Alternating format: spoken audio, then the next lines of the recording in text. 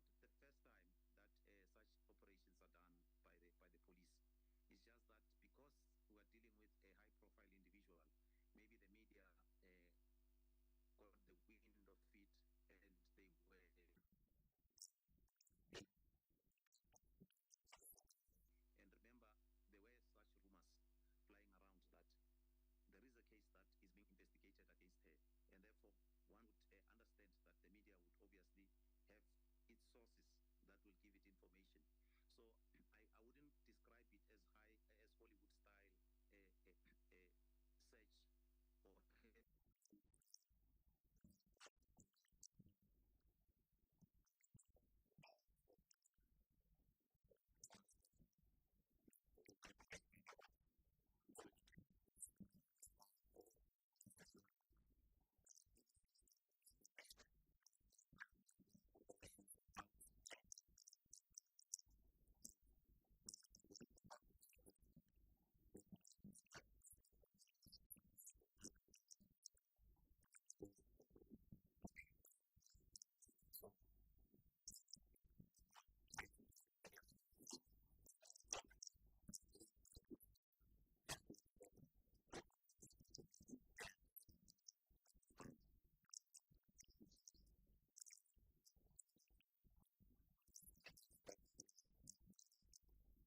will give it information. So I wouldn't describe it as high as Hollywood style search or it's an application to are you sorry to chip in there from arresting her. Yeah, sorry to chip in there, Mr. Rakwena. Are you talking about the Yes. the appeal, the agent appeal, the agent court interdict that has to do to prevent her from being arrested? Yes. Okay, all right, go ahead. Right. Correct. Yes, I'm referring to that agent application. Mm. Yes, the application will be heard, I think, on the 6th or on the 8th of April. It is a semi-agent application in that it's not brought immediately before court. So normally, if it's given that length of time, we normally refer to it as a semi-agent application. Yeah. So that application, if you go through it, the items that she's asking for, I think it's the first in the country. Yeah. We've It's the never had a first in the situation country. wherein It's a first. It's one of its kind. It's a first in the country. We've never heard of such before. So take us through into introspection. look, when one is arrested, Yeah. obviously there will be a police docket that will be open when the charge is laid, Yeah. and that police docket contents become exclusively to the police, or it becomes confidential to the police up until one appears in court.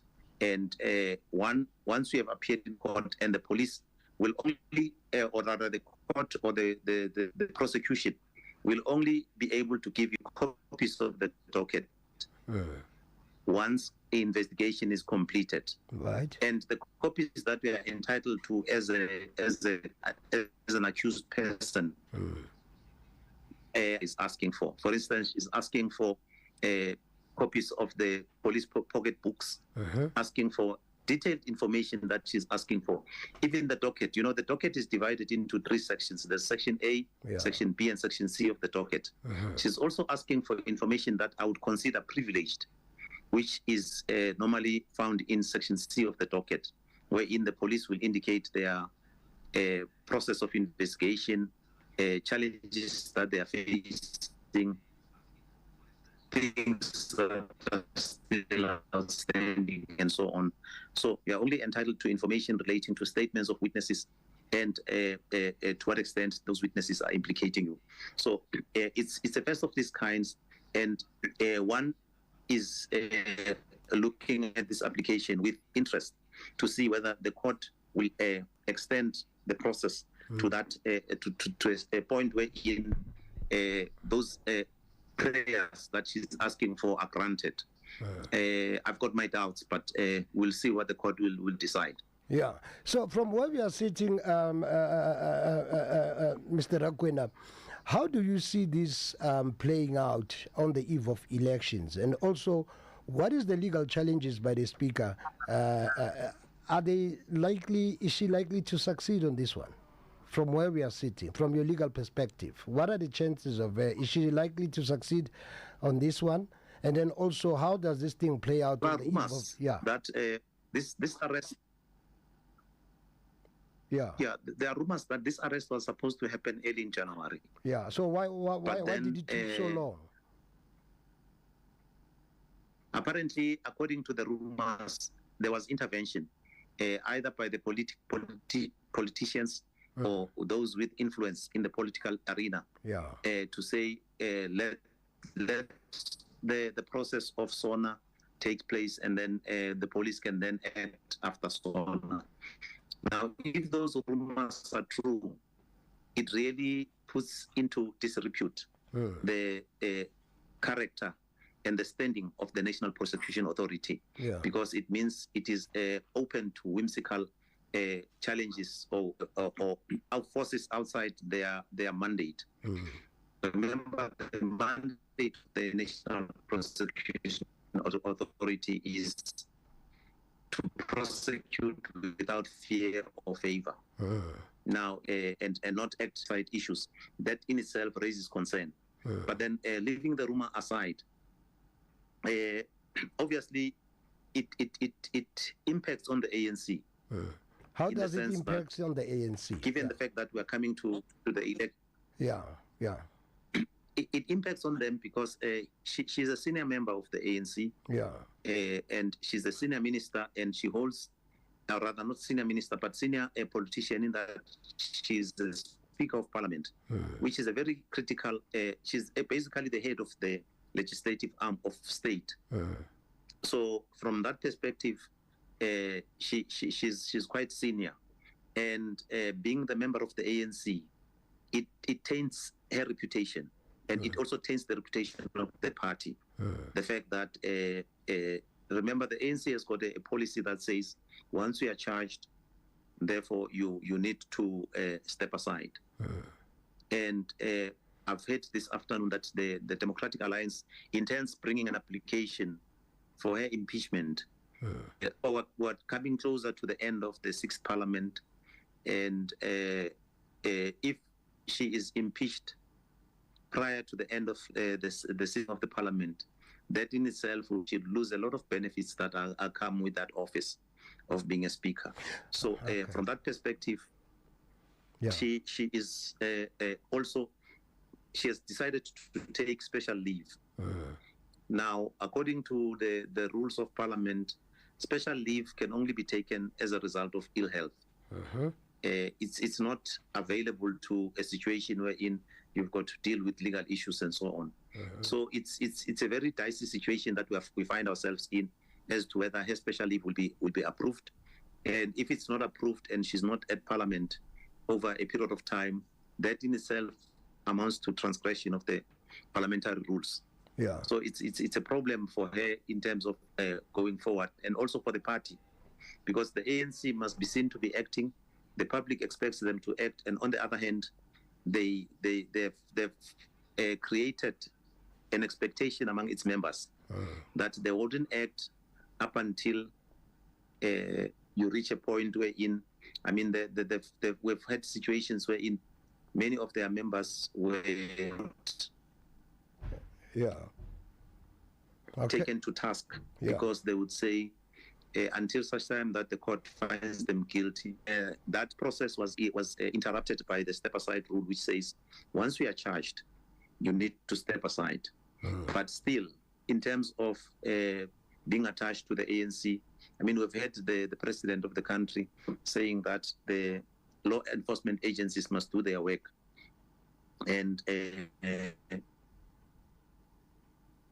her argument that she's been persecuted politically, therefore does not hold water, because her own party is saying the law must take its course. And yet, on the other hand, she is arguing that she's being persecuted. Right. Now, Mr. Rakwena, I would like you to take us back to the issue of the Impeachment Act in our Constitution.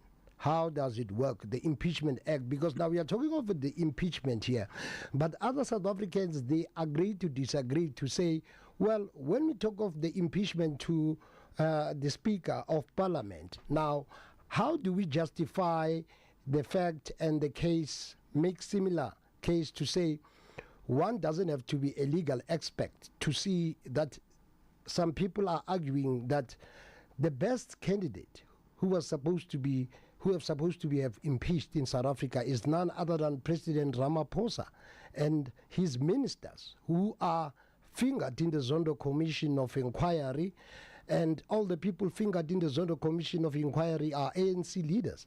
And of course, we'll remember that the president, he himself, declared that ANC as accused. So now how do we justify the two things whereby the impeachment, it works on the other side with Nosiviwe Ngakula, opposition parties and other parties, including the ANC itself, they are advocating for impeachment. But now we are not talking about the impeachment of the president who declared to the national TV and to the country that the ANC is accused number one in corruption. So how do we differentiate these cases here in terms of the impeachment? We have also seen the impeachment of Judge John Hlophe, whereby it is one of its kind, is the first in South Africa where we see, is the first in South Africa where we see the impeachment of black judges, so to put it that way, or the first impeachment of judges in South Africa, which to us is something that it's quite very unfamiliar. So how do you take us through that in terms of the impeachment? Who gets impeached and who doesn't get impeached? Because here we've seen the impeachment of the former public protector, Busisiwe Mkhwebane. We have seen the impeachment of now we are going to see the impeachment of the public speaker. And then we have seen the impeachment of Judge Hlophe. We've seen the impeachment of Busisiwe Mkhwebane, but it does not apply to the impeachment of the president and his ministers. And the same president who has said and accepted on national TV that the ANC is accused number one in corruption. And some of those ministers have been fingered in the Zondo Commission, the same Zondo Commission that has spent almost 1 billion rand taxpayers' money to see that corruption is nipped in the bud. But it's not happening. It seems the justice system is moving very slowly on that. Can you take us through the confidence there, Mr. Rakwena? Yes. Look, the process of the impeachment to a large extent is governed by the constitution of the country. Right. And when you look at public figures, like the head of state, who is the head of the executive arm of government of the state, you also have the judiciary, and you also have wherein the judges are also appointed in terms of the constitution and the act governing their appointment. You also have the public protector, who is also appointed by Parliament in terms of the act of Public Protector Act. Right. Now, all those institutions, especially the Chapter 9 institutions, when we are a sitting a person in those institutions, you are liable for impeachment if a body that is supposed to regulate you finds you guilty of a particular misconduct. All right. Now, in the case of Judge Hlophe and Judge Mutata, yes, they were found guilty by the Judicial Services Commission. But these are two different cases anyway. Yes. Yeah, Judge Mutala was found guilty for driving under the influence of alcohol. And then Judge Hlophe was found guilty for influencing other judges in favor of the former President Jacob Zuma's decision in the Constitutional Court. Am I right? Yes. Yeah. Those are two separate issues that relate to them. And as a result of that, Parliament had to then take a decision. And remember, Parliament works on the basis of a majority. Right. Now, when 2/3 of members of Parliament vote in favor of impeachment, that will happen. Now, in the case of President Ramaphosa, you'll remember there was a Section 98 commission that was appointed, which was headed by former Chief Justice Ngobo. So, yeah, And, former Chief Justice Sandile Ngobo, that independent panel, which said the president has the case to answer. Yeah. Correct, yes. Yeah. Now, on a basis of prima facie, that evidence panel found that the president had a case to answer. And when that report was presented to Parliament, Parliament had to vote on that report. Right. And ANC used its majority. You remember there was a letter that was written by former President Thabo Mbeki, complaining about how that process undermined the governance as well as Parliament. Yes, I remember that painstakingly letter. Are you talking about the painstakingly letter that the former president wrote to the deputy president, Paul Mashatile, complaining that the ANC in Parliament is protecting the president, and this thing is going to alienate the voters, and that was what Thabo Mbeki was complaining about. Yeah, okay, shoot, Mr. Rakwena. Yeah. Yes, and indeed, on the basis of that, because if majority is supposed to rule, then it means nobody will be impeached who is in the side of the majority. Okay. So if for instance Judge Hlophe was favored by the majority, he was not going to be impeached. Okay. So that system is flawed. Oh, it's flawed from that perspective. So it's flawed even from the Constitution. It's on the majority. Okay. It depends on numbers. Even from the Constitution. Yeah. Even because. Yes, it depends on numbers, and we have seen that numbers have been abused in the past. Yes. Like in this particular instance, when the report of because remember, the report did not say President Ramaphosa is supposed to be impeached. It said there's a case to answer, and if the report had passed the test and was accepted by Parliament, Parliament was supposed to establish an impeachment committee. Okay. That was going to listen to the case and hear evidence that were provided by President Ramaphosa and determine whether indeed there is merit to those charges, those allegations. Now, instead, we had a situation wherein the allegations were whitewashed by certain organs of law enforcement agencies. You would remember that the public protector who was acting then, Kolega Galega, gave a report that she could not find anything wrong with the conduct of the president, and even the other agencies like your revenue services, they came back to say they did not find anything wrong because it was not a perfected transaction that was involved, in the sense that the president did not collect the items that were bought. Now, all those things amount to a whitewash of what the president had to answer.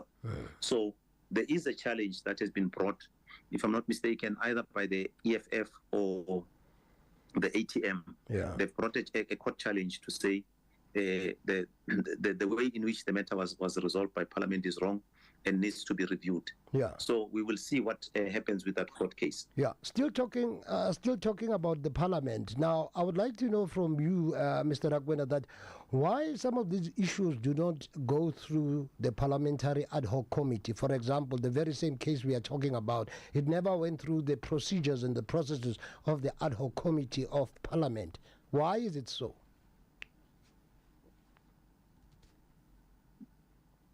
Look, the Palapala matter was presented because you remember there's, I think it's Mr. Dirkse, who is now with MK Party.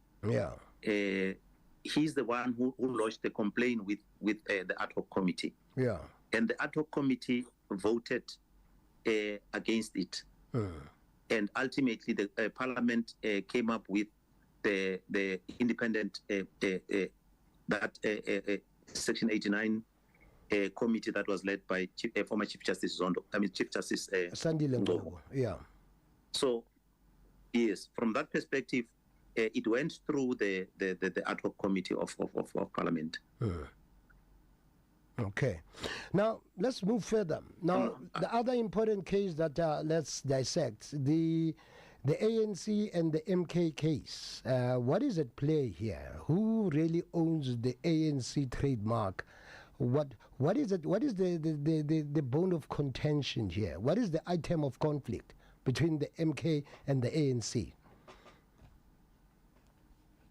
Remember, in terms of the Electoral Act, any party can be registered for as long as its name and logo do not conflict with a registered party. Yeah. Now, there's no party that is registered which has a name that is closer to Umkhonto weSizwe. Right. We know the history of Umkhonto weSizwe, that it was a military arm of the ANC. But nowhere is that registered as a trademark of the ANC so that any other person cannot use it. Yeah. You would recall that even the website domain of the ANC, they lost it because it was never registered as a trademark.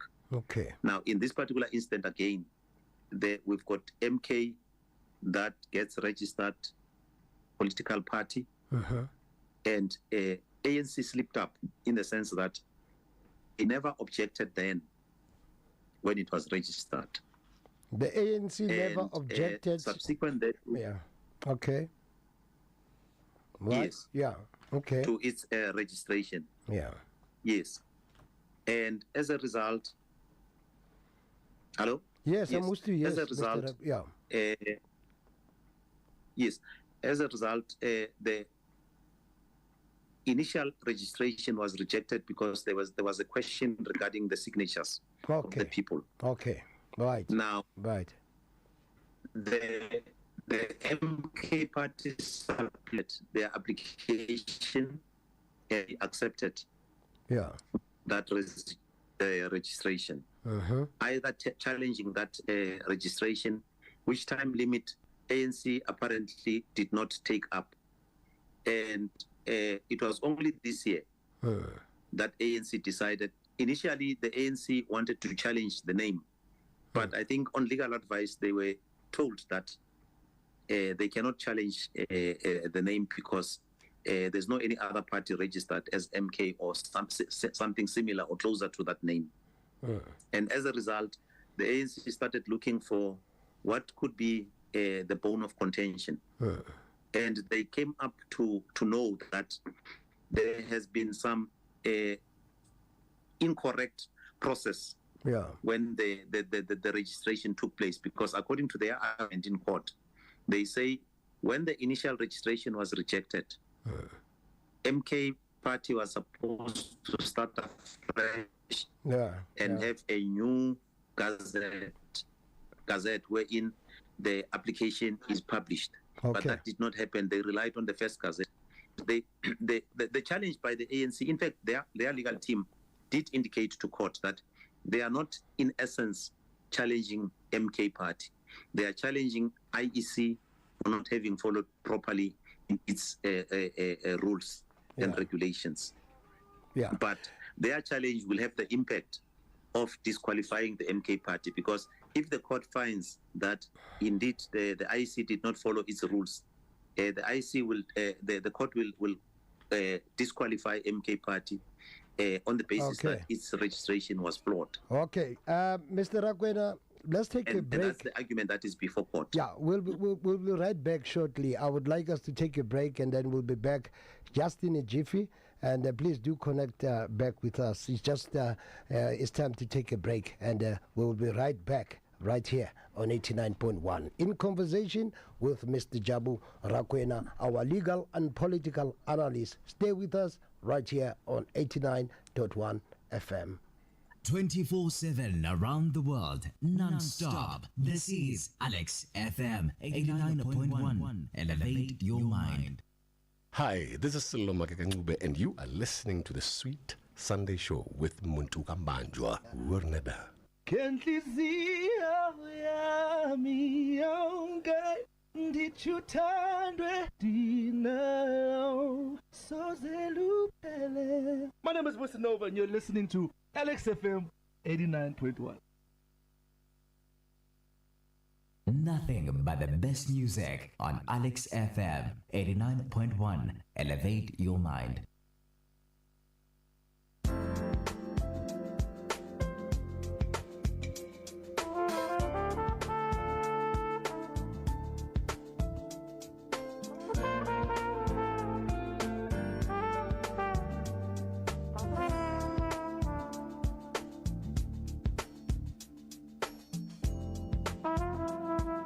Hi, this is Siloma Kakangube, and you are listening to the Sweet Sunday Show with Muntu Kambanjwa. Werneda.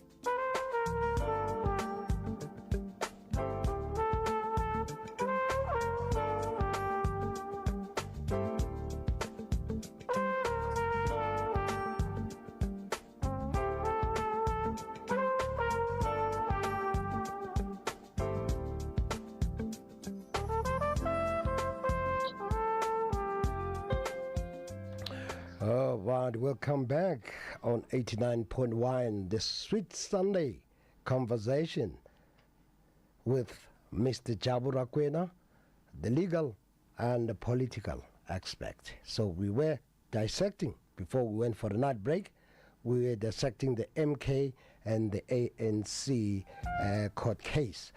Now, before we went for another break, Mr. Rakwena, let me take you through the submission of the MK. The MK party submitted their application in July 2023, and this is 2024.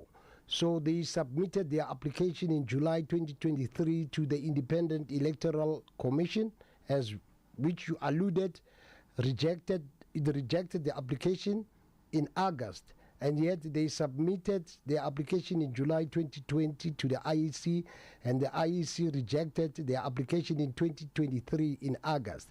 Now, I would like you to take us into confidence in terms of the legal battle. The legal battle now, it seems, is on the definition of the supplementary. Now, I would like you to take us through the confidence on legal terms. What do we mean by the definition of supplementary, and also the legal implications of how the IEC applied it basically, the legalities of this process. What should be the legalities of this process and the procedure in terms of the definition of the supplementary? What do we mean by then supplementary? Fresh. Yeah. Yes.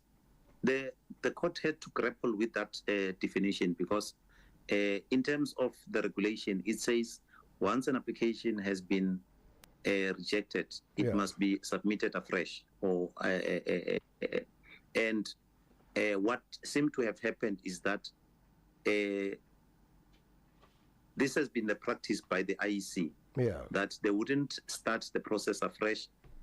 According to their explanation, it has always been like that, that what would happen is they would call for a supplementary affidavit or supplementary application to augment what they deem to be incorrect. Right. Now, ANC seem to be arguing that the strict definition of the Act or of the regulation is that afresh means starting from scratch. In other words, there should be also a gazette that is issued. You can't rely on the old gazette because that is tainted by the fact that your application has been rejected. Now, the court needs to give a ruling in respect of that aspect. But there's another hurdle that the ANC needs to jump.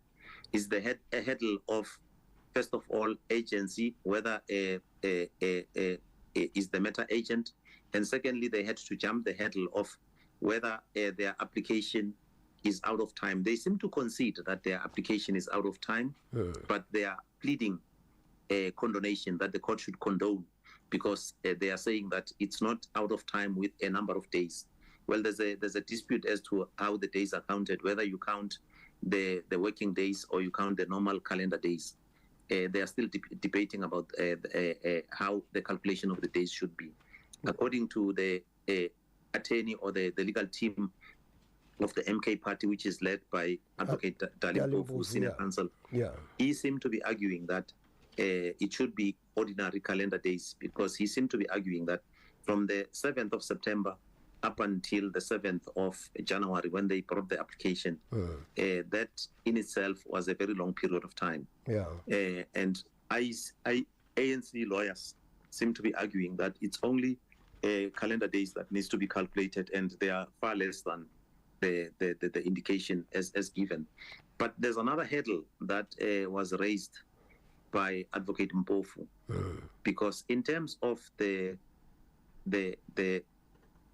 IC regulations, once a matter has been decided, you need to lodge an appeal to the commission, because remember, the IC is comprised of the CEO, who is an appointee of the commission, and then there are commissioners that are appointed in terms of the act, and one of those commissioners should be a judge.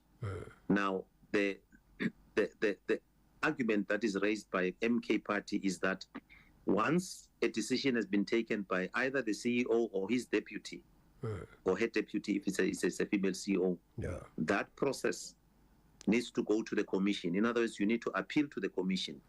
It's only when the commission has made a decision, a determination, that you can take the matter to the electoral court.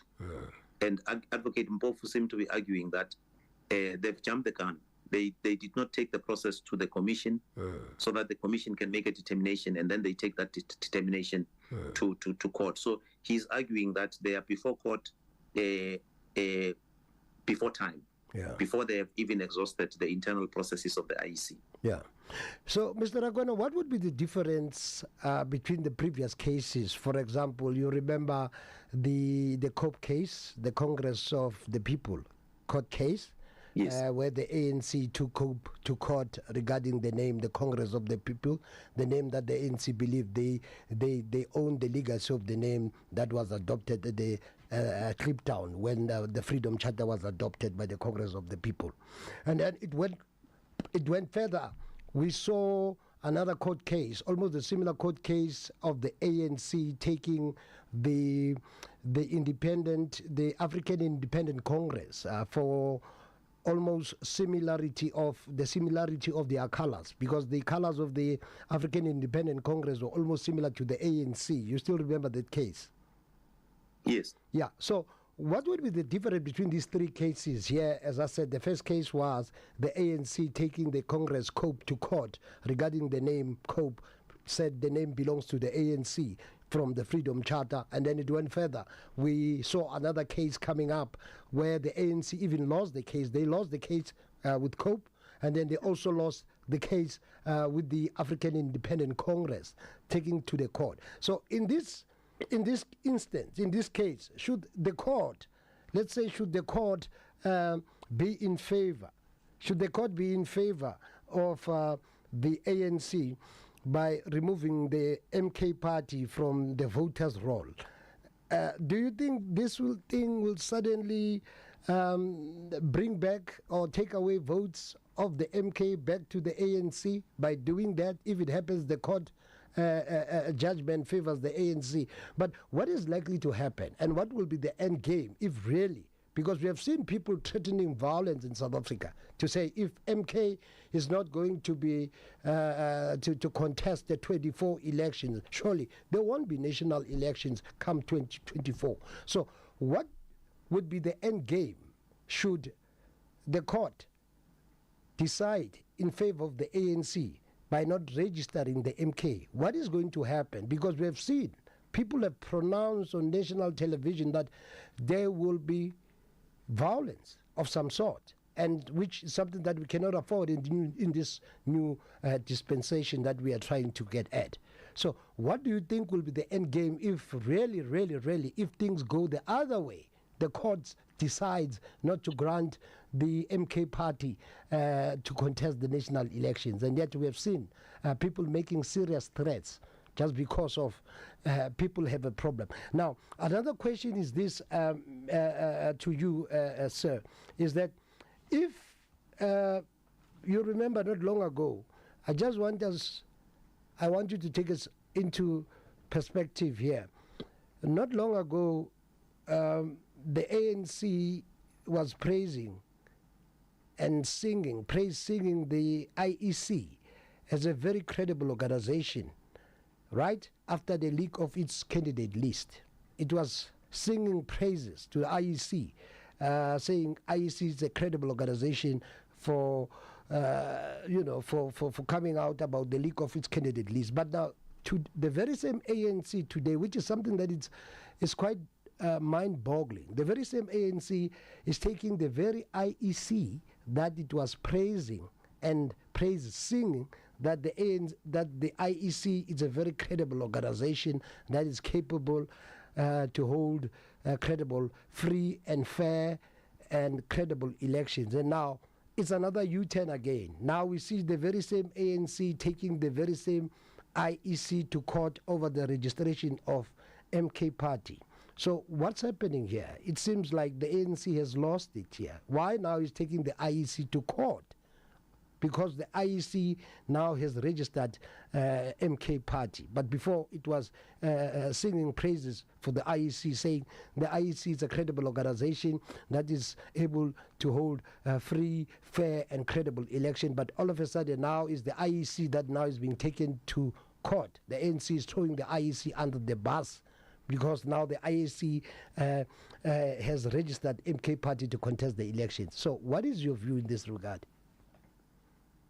Maybe let me start by just explaining the court processes. Yeah. In court, you can bring an application on the basis of technical issues. And ANC has brought the application on technical issues. Right. Now, if they succeed on technical issues, there would be no need to go into the merits of the case. And if the MK party, because the MK party in their response, they have also raised technical issues. Yeah. And if the MK party can succeed on those technical issues, there would be no need to take the process further. Okay. In terms of deciding on the merits. Fair Remember the issue of the emblem and the logo of the MK. That case is still going to be decided.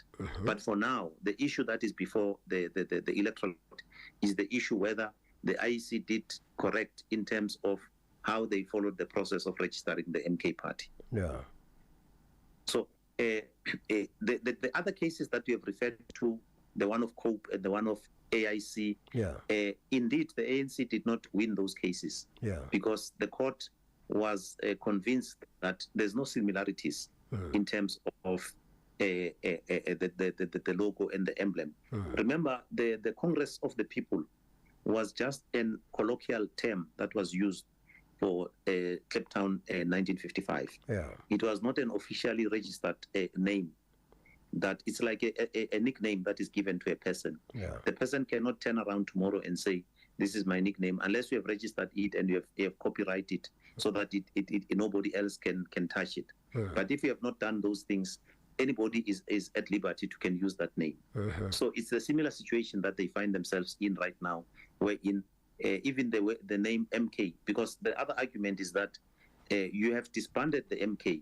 All that we are left with now is the MK military veterans. And it's no longer the very same MK that we are claiming to be. And this MK party is not MK military veterans party. It's just MK party. And that's where the ANC finds itself in a dilemma, because they thought that history is secured and nobody will touch it. But here we find ourselves having that history tampered with. And one need not lose sight of the fact that MK Party is doing a serious damage to the ANC. And that damage is done on the basis that MK Party still regards itself as being part of the ANC, and they regard themselves as being the people who are rescuing the ANC from other forces. So in other words, this is an internal matter. Is this an internal matter? It's an internal matter, Mr. My dear friend, yes. my learned friend. Yeah. It's a matter that needs to be determined internally by the ANC. Yeah. And in his speech on the 16th of December, former President Jacob Zuma lamented the fact that he has been treated badly by the ANC, and lamented the fact that the ANC has deviated from its course.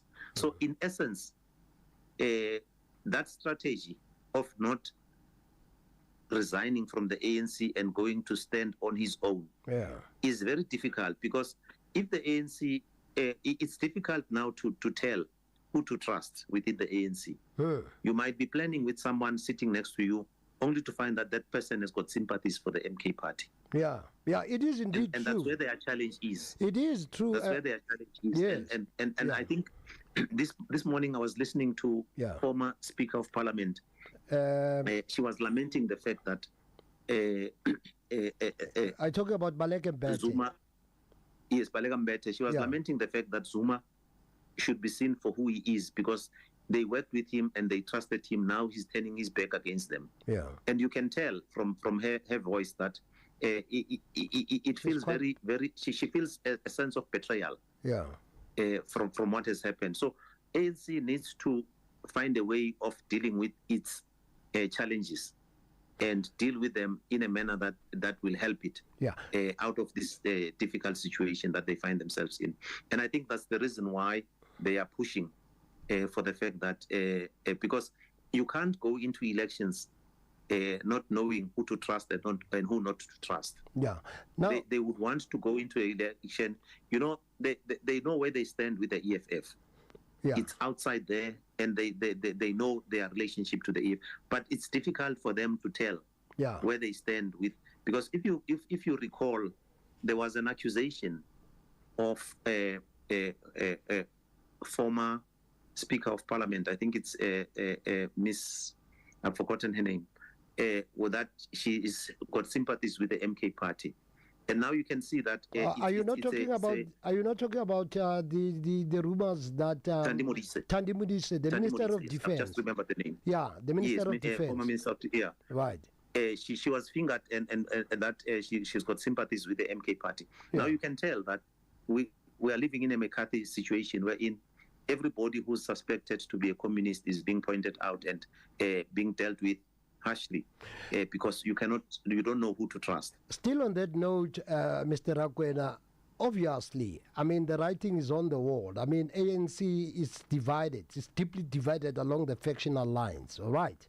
Now, correct. It's obvious, we know that what is at play here, there are members, there are high members, even members, prolific members of the ANC who are members of the ANC by the day. By day, they are members of the ANC. Now, I want to talk about the sympathy that you're talking about, because of the ANC is divided into factional battles. Now, there are those ministers, even in the cabinet of the ANC, even in the executive committee, we know there are still Zuma loyalists. They are still there. And now, why I say so, the Zuma loyalists that are still there in the National Executive Committee of the ANC, and the Zuma loyalists, some ministers who were appointed by Zuma before, and they are still serving in the government of, in the administration of Ramaphosa. The very some ministers whom I believe that by night they are members of Umkhonto weSizwe because they sympathize with Umkhonto weSizwe. The very same similarity we did with the Minister of Defense. So some members, high-profile members of the ANC, those who are sympathetic to President Zuma and who are loyalists to Zuma, they are members of the Ramaphosa government by day, and then by night they are members of Umkhonto weSizwe. This is where now the problem lies, and we cannot run away from that. It's there because now we all know that the ANC is deeply divided, and it's not gonna recover from this factional battle. And there's no leader within the ANC currently, not for now or for some time, who will be able to bring the ANC together. We know that even the ministerial post in government is being shared along factional lines, where you have a minister who belongs to this other faction, and then we have a deputy minister who belongs to this other faction. Same applies with the top 7 of the ANC. There are ministers that are still high members of the ANC in the top 7 of the ANC who are still loyal to President Zuma. There's no need to doubt. People can attest to that. So what I'm trying to say is it's quite very difficult for President Ramaphosa to know his exact enemies, because with President Zuma it was different, because President Zuma knew his real enemies were the white monopoly capital. But now President Ramaphosa is quite very difficult for him, because now he's dealing with people that he knows deep down in his heart that he cannot trust, because they are still loyal to President Zuma. As I said, some are members of the ANC by day, and then by night they are members of the Umkhonto weSizwe. Some are members of the ANC by day, others are members of the EFF by night. Hence, that's why other organizations, they get information, quite very critical information. How the very same information is leaked by members, those high members who are in parliament or in high position, who have sympathy to this similar organization, the EFF and the ANC, the EFF and the Umkhonto weSizwe, they leak information. So now the question is, it is quite very difficult for President Ramaphosa to deal with the current ANC, because it's deeply divided. There are those ANC members by day, and there are those MK members by night. They are still in the cabinet. We know. They've been Zuma loyalists for some time. Others, they've even showed us their true colors with Zuma. So it's quite very difficult. Was the map the way forward in this one for President Ramaphosa? You know, I'll take you back to the Polokwane conference of the ANC in 2007. Right. There's a very profound statement that was made by former President Thabo Mbeki. That statement, ANC lost an opportunity to take it to heart. Yes.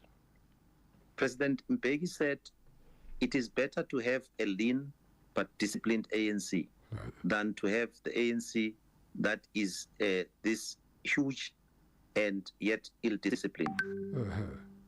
And that statement was not taken to heart, and we now see the consequences of that, because had they decided to say, we would rather remain small but disciplined, as compared to having this huge that is ill-disciplined. I mean, Zuma is the creation of the ANC.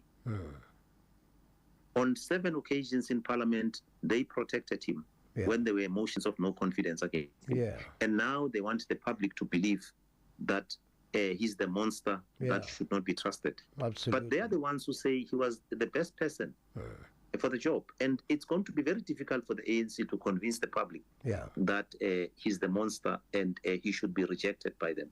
So it's a challenge that they are facing, and it's a challenge that they've created for themselves. I mean, you get a situation of Derkse, who immediately after he has taken he has taken sides and opted to be part of the MK, his membership with the ANC is terminated. But the membership of Jacob Zuma is only suspended. It's not terminated. And he has declared openly that he's siding with the MK party. And it's the same fear that the ANC has in dealing with issues and hoping that they will disappear by keeping them under the carpet. So why the ANC is taking time to expel him? I want us to look at how the step-aside issues here is at play. We remember what happened to the former Secretary General of the ANC, Ace Magashule. Ace Magashule was expelled, he was suspended and later expelled from the ANC. We saw what happened to the former MK spokesperson now with the EFF, Carl Nihas, suspended and expelled from the ANC. But it's not happening to other members of the ANC. Now, we want to see, South Africa is waiting to see what will be the ANC's next move in terms of, is the ANC capable of expelling President Zuma? And should the ANC expel President Zuma? Right now, they have a headache. They don't know when and how to expel President Zuma from the ANC. Should they expel President Zuma from the ANC, surely there will be consequences in the ANC. They are quite aware of that. But now they claim he's being suspended. Now, how do you suspend someone who says, I'm voting for MK party and I'm still the member of the ANC. ANC is still close to my heart. And then on the other hand, I'm voting for this MK party here. Now let's look at the expulsion itself. What does it mean and how does it look like? The suspension and the expulsion. Is the expulsion likely to take place now, or they are going to wait for the elections? What is taking the ANC too long to expel the president, Jacob Zuma? Because as you said, they have defined him as a monster. This is the man that there are people who created this monster, as you said, the very ANC that created this person that they call today a monster. The very same person that the ANC has created is the very same person that the ANC is painting him. Is painting him in a bad picture, whereby many people in South Africa now have, like Jesus Christ, some loved Jesus, some never loved Jesus Christ. So the ANC has created President Zuma to be hated, and yet they created him. But on the other side, other people appreciate and love President Zuma. But on the other side today, the very same monster that we are talking about that was created by them, that they are trying to destroy today, is the very same monster that now is up against them, because he's been with them for almost 60 years in his life. So he knows the ANC more than any other leaders currently who are in the ANC, including the president himself. He's been the member of the ANC for more than 60 years, so he knows the ins and the outs of the ANC strategically. And of course, let's not forget, he's a former deputy chief of intelligence. As you said, it's very difficult for President Ramaphosa to trust some of his members. Now, for President Zuma, for someone who's been in the ANC for more than 60 years, and someone who understands the ANC, and someone who was part of the formation of Umkhonto weSizwe, and someone who had specialized skills within the structures of Umkhonto weSizwe and the ANC as a former deputy chief of intelligence, serving as a deputy to Chris Hani. So he knows the game, how to play the game, the chess game, as they say. He's the master chess. Player. So he understands the game. Now, what is your take in all of this? That what will be the end game? In politics, timing is very critical. Yeah. And if you miss your timing, you're in trouble. Yeah. I think the ANC has missed its timing on President Zuma. Yeah. At the time when he was facing the challenge at the Zondo Commission, yeah, and at the time when he went through his sentencing and serving his time in jail, they should have used that time to deal with him, or to address the issues that they have with him. But because he is such a difficult person, in the sense that his influence is huge. I mean, if you look at what happened with the 2021 riots, the July you unrest, can tell that his influence, yeah, yes, his influence is quite huge. Right. And his appeal to those that he appeals to is quite huge. And ANC is finding itself in a very awkward situation, in the sense that we are facing elections now, and they never hoped that this would be the move that President Zuma would take. Yeah. Now, my question is, where was their intelligence all along? Because their intelligence should have told them. I mean, if you look at the rise of MK Party, it's not a rise that is gradual. It's a rise that happened overnight. And that cannot just happen without planning. Yeah. I mean, all those T-shirts could not have been printed overnight. So the intelligence, they were printed over time. So the intelligence should have known about all this. The intelligence should have known about these things, and they should have warned the ANC about these things. But so it seems even his so it seems the intelligence here was caught walking, sleeping. Well, maybe it talks to the issue that we are raising, that he's got influence within the intelligence of the country, given the fact that he was the former deputy chief of intelligence within the ANC itself. So it tells you that his influence within the intelligence of the country is still there.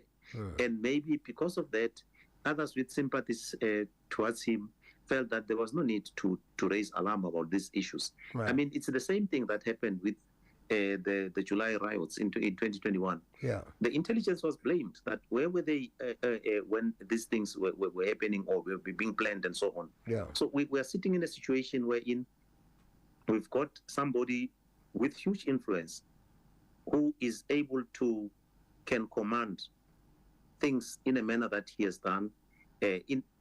Because even his address on the 16th of December, it seems as if the contents of that address were not known to the ANC, and the ANC was living on hope to say, we hope nothing worse will happen, and their hope did not carry them, because we're seeing worse happening now.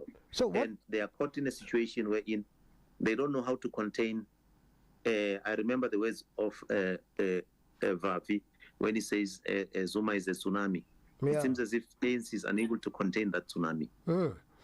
Mr. Rakwena, we're going to take another ad break, and then when we come back, I want us to continue with this conversation in terms of what lessons have the government learned from the July unrest, and then from there we'll move on to the arms deal, the arms deal case, the Thales case of President Zuma here, and of course the recusing of the leading prosecutor in the case, Mr. Billy Downer, and of course the linking of the medical reports, the alleged leaking of the medical reports by the journalist from Mr. Billy Downer to the journalist Karen Mon. We'll talk about that just after the ad break. Please do stay with us. We'll be right back.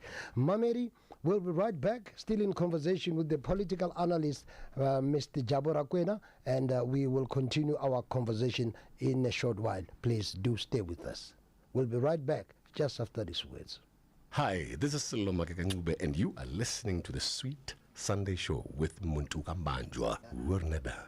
Nothing but the best music on Alex FM 89.1. Elevate your mind.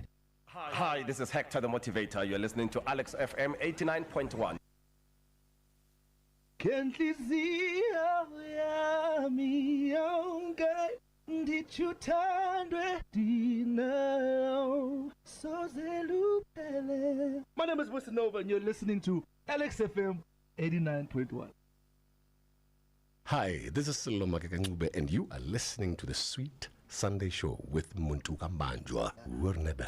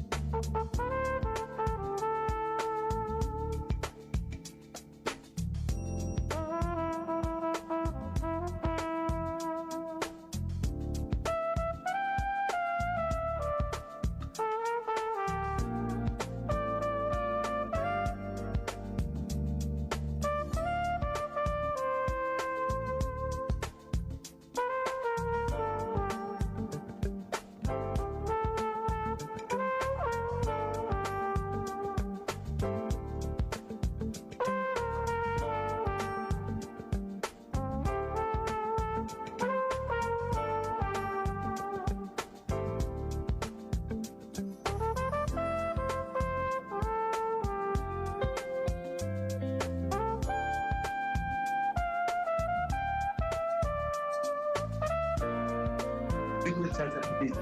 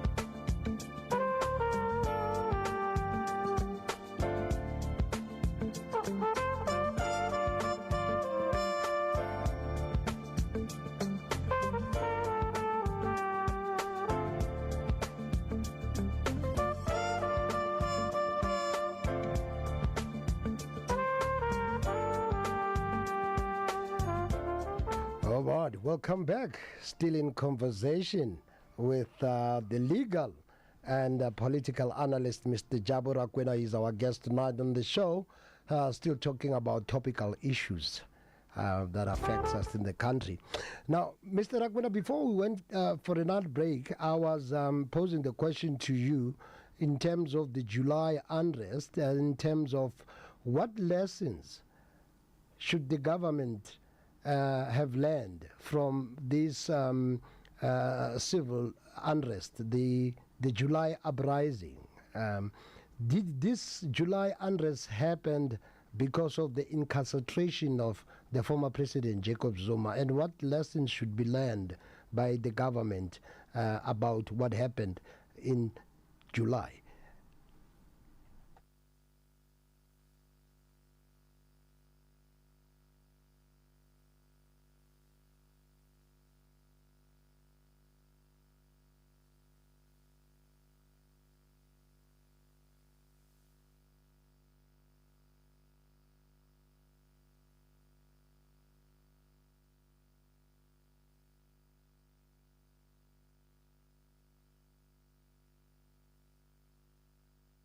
Because if the rate of unemployment was not as high as it is, it would not have led to a situation that we saw in July on the 21st.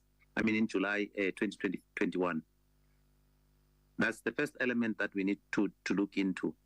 And also, secondly, there was a commission that was set up to look into the arrest and to try and find the causes of the arrest and of the unrest, and also to try and give recommendations to government in terms of how to deal with the situation going forward. I think one of the recommendations was the fact that our intelligence needs to be on high alert. And given what happened in July 2021, one fears for a situation wherein we could have ISIS in this country operating. What would happen with the kind of intelligence that we have? So it's important that government should put its intelligence on high alert. And I think one of the greatest lessons that we should learn is that we need to reach a situation in this country wherein our public service is depoliticized. Depoliticized in the sense that the public service must be able to serve the government of the day.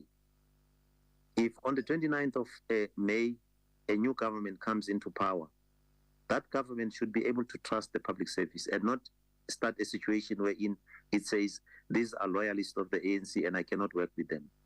We don't want that kind of a situation. We need to have a situation wherein when we employ a municipal manager, that municipal manager must be able to serve the country without any political affiliations. Even if he does have political affiliations, but those affiliations should not affect service delivery and the work that he is supposed to do. So those are the challenges that I think we need to deal with as a country. Yeah, and then now fast forward, Mr. Rakwena, talking about the elections. Now that the elections have been proclaimed by the IEC, what is it that is expected from political parties by the voters?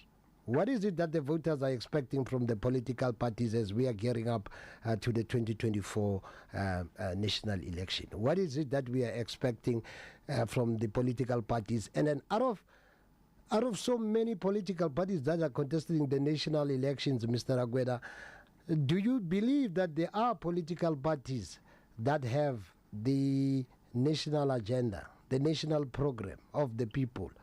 Right now, from where we are sitting, what do South African wants, and what do South Africans want to see?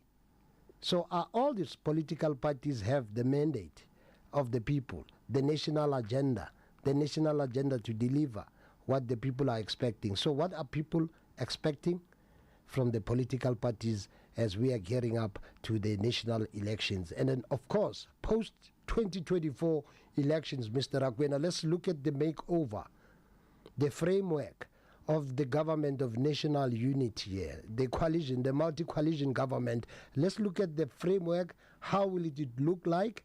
What's going to happen after the elections? Is it likely to see President Ramaphosa, even we know that the ANC is going to do below 50%, according to the polls have shown, the writing is on the wall. Now let's look at the makeup, the framework of the national government of national unity. What is likely to happen? Are we likely to see President Ramaphosa being retained as the president of the country?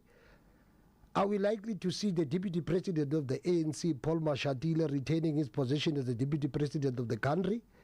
Are we likely to see all these provincial premiers retaining their positions? For example, here in Gauteng, which is a hotly contested province like KZN, are we likely to see the ANC premiers emerging victorious, making a serious comeback as premiers? Because I'm thinking that after the national elections, what is going to happen?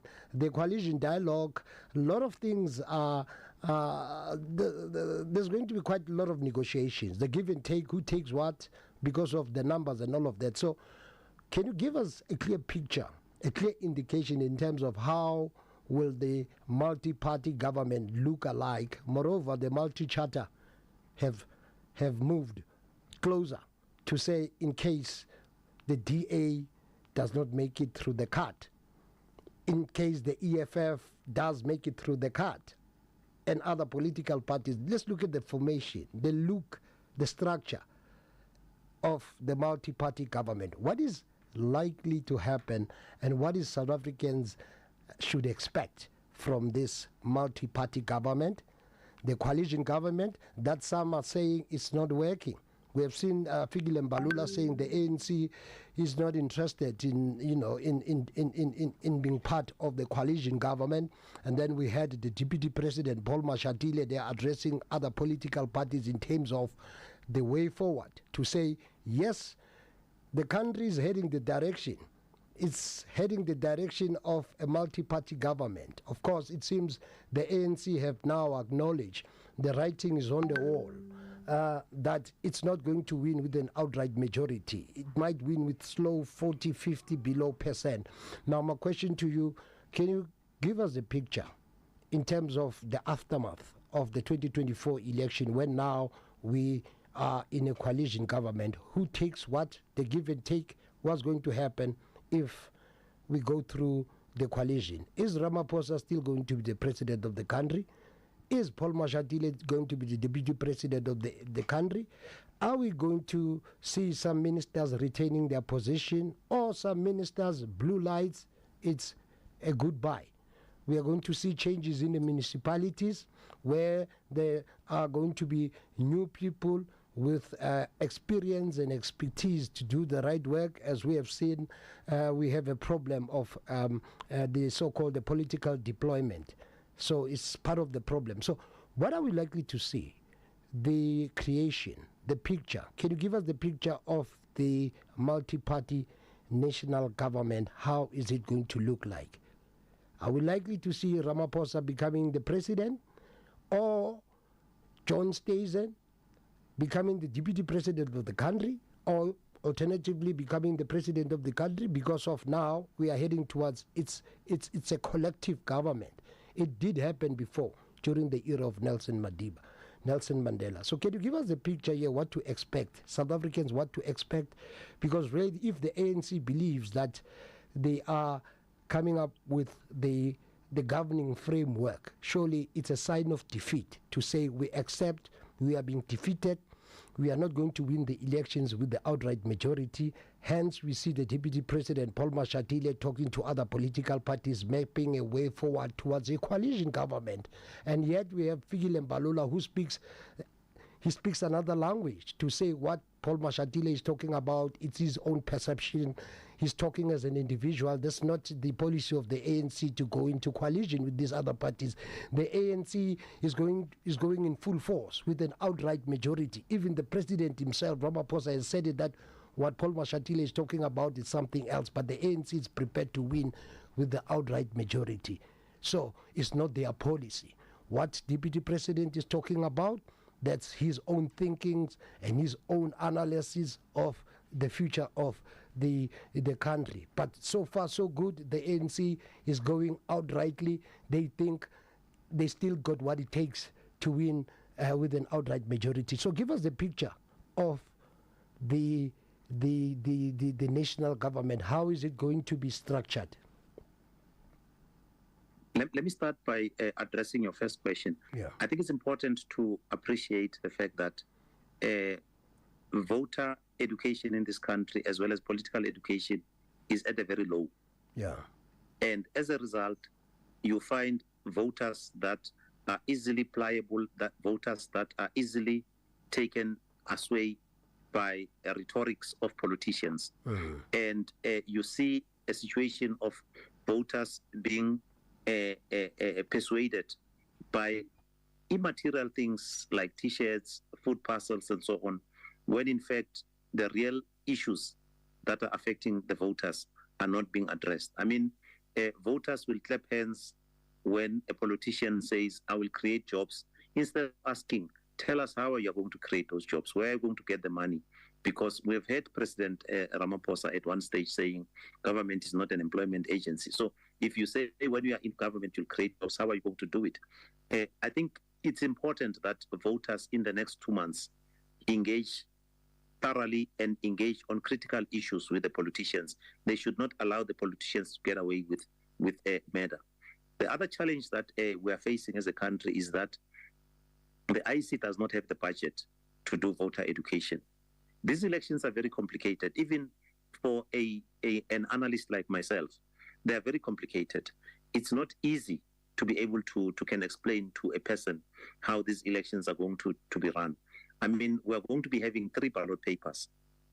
There's a first ballot paper for a compensatory vote for the National Assembly, which constitutes only 200 seats. So the National Assembly has now been divided into the 400 members. The first 200 is for political parties. And then the second 200 is political parties contesting with independent candidates. And then you've got the third ballot, which is for the provincial executive legislatures. Now, it's very complicated for a person or an old lady who will be sitting there. And given the fact that too many political parties will be there, we're expecting to have a ballot paper that is a booklet. So you need to page through to be able to determine and establish where so you are likely to have a lot of spoiled ballot papers in these particular elections. That's the first challenge that we need to deal with as a country. Now, coming to what to expect or what the voters should be expecting from political parties. I think our elections generally since 1994, we have had elections wherein the the politicians stand there as the messiah who's bringing solution to the people. We have not had elections wherein the solutions are worked from the ground. I mean, never undermine the intelligence of our people. Our people live this experience and they experience these challenges on a daily basis. So they think about it, they know the solutions that are there. But we have never given ourselves as politicians to say, let's go and listen to the, I mean, you politicians will tell you that they listen to the people. They are not. You cannot have a sweep visit of 2 days in the Eastern Cape, and then you say that you have spoken to the people, because the majority of the people that you speak to, you are speaking to your own members. You are not speaking to the ordinary people on the street. And one thing that is very important to note, there is no political party that on its own, with its own members, can win the elections. I mean, a political party that has got a huge number, they claim to be having at least 1 million members. Now, 1 million members will not give you government.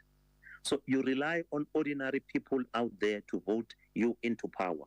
So this notion that says other parties are big, other parties are small, it's not true, because it is the voters out there who can decide tomorrow to say the party that you regard as small can be given the votes and confidence to say leaders.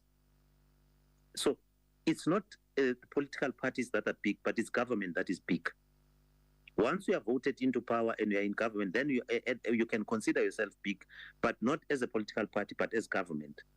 Now, having clarified those particular aspects, I think let's now move to a situation wherein we say what will happen after the elections. These elections have generated a lot of interest. Even though there are people that say they are not going to vote, but there's a majority of people that are saying we are going to vote, and we are waiting with eager for these elections to take place because we are interested to vote. People want to cast their vote and express their will. And I just hope that the will of the people will be respected and there will be no cheating, there will be no vote rigging and so on, so that the true will of the people will be expressed and will be determined in terms of what is it that the people want to see happening. Now, the other challenge is media needs to give political parties space so that they can be able to engage and explain themselves to the people and be able to analyze and members of the media, the journalists, should also challenge politicians on behalf of the people to be able to when they grandstand, like now, I mean, it's grandstanding for Fikile Mbalula and Ramaphosa to say, obviously, no political party will go to the elections and say we're going there to lose. All political parties will say we're going there to win, because that's their main objective, to win the elections. But the reality is the reality as expressed by Paul Mashatile, to say there's a possibility, a huge possibility, that there could be no outright winner. And what will happen? So it's important that at least from the side of the ANC, Paul Mashatile is realistic enough to say, let me consider what will happen in the event that ANC does not win outright, so that you don't decide that after the elections, but you decide it now, to say, now this is what I believe should happen. And it's a lie that coalition governments don't work. The ANC has been deliberately collapsing coalition governments in local government and municipalities, merely to pursue the narrative that says coalition governments don't work. I mean, if you look at Scandinavian countries, Germany has been ruled by coalitions for many years, and nobody has seen ructions and many other things. They cooperate because they have the best interest of the people at heart. And until such time that our politicians have the best interest of the people at heart, we're likely to see coalition governments not working. And others will be doing it merely to demonstrate to people that we told you that these things don't work. You need to vote for one party to win and to have the hegemony of one party, which is also a lie, because you can have coalition governments that are operating. I mean, coalition governments, they are like a marriage. If both parties don't cooperate and see to it that the marriage works, it will not work. Similarly with coalition governments, if both parties don't feel each other and they don't appreciate the fact that each one of them has got a contribution, because if the voters have presented to you a coalition government, you need to make it work for the sake of the voters. If you collapse it, my advice would be voters should not vote you in the next by-election.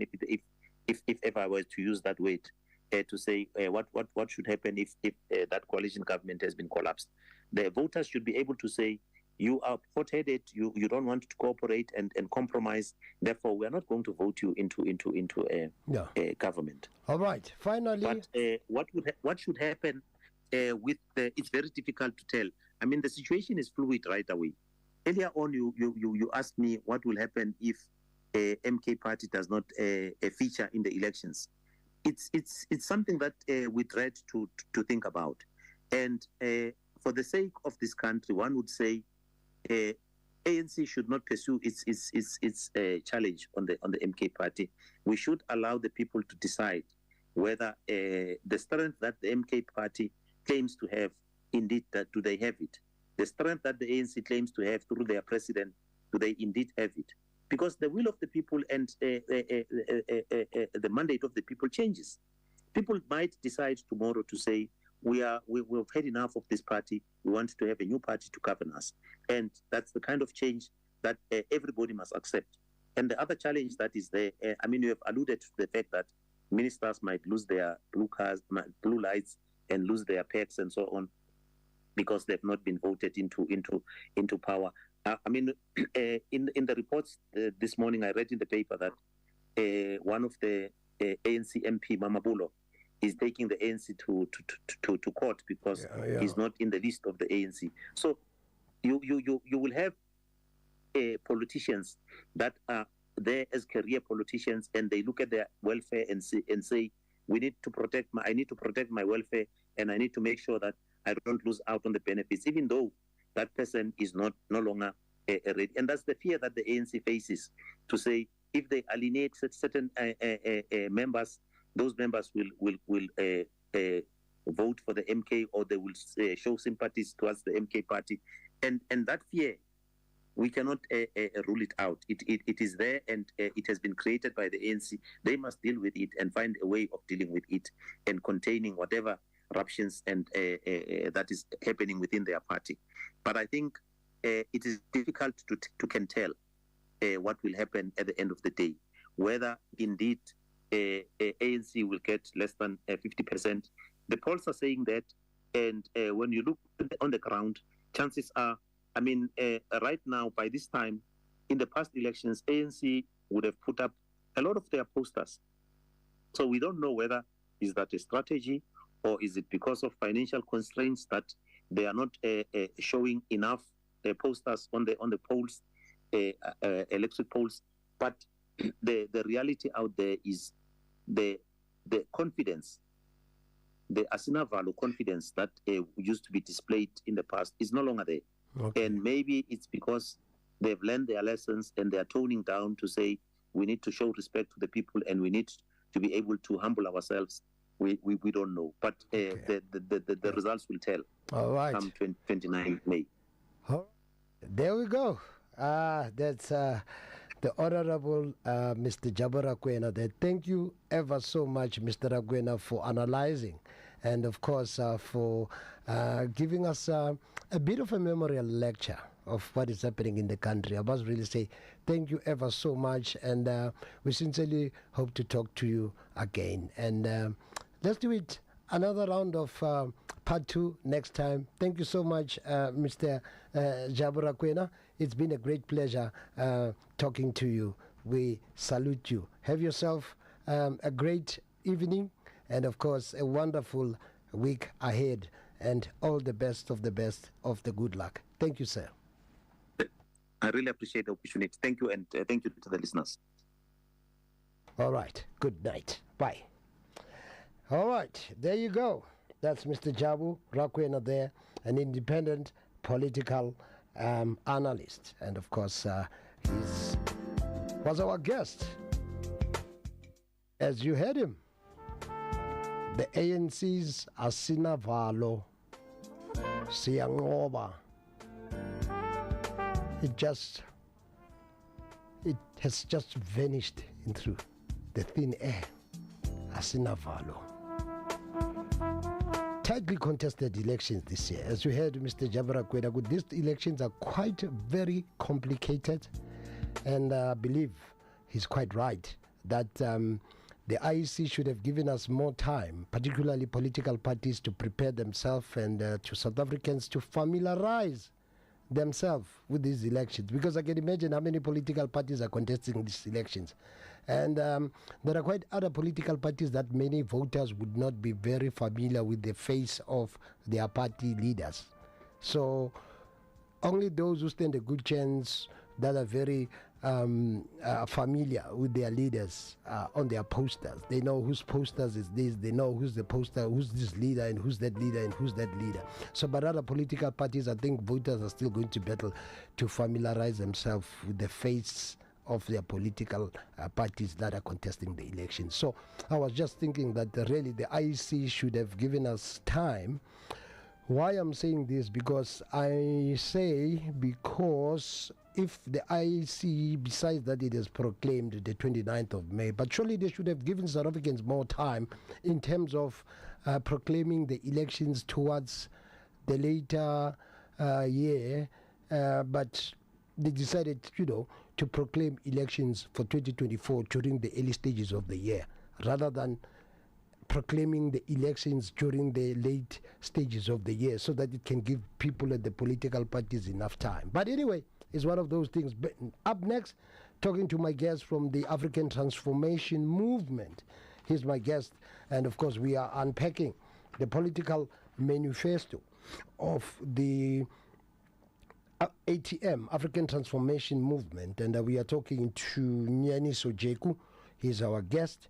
Next up, African Transformation Movement, the unpacking of the national and the provincial election manifesto of the ATM, African Transformation Movement. Stick around, stay with us, don't touch the dial.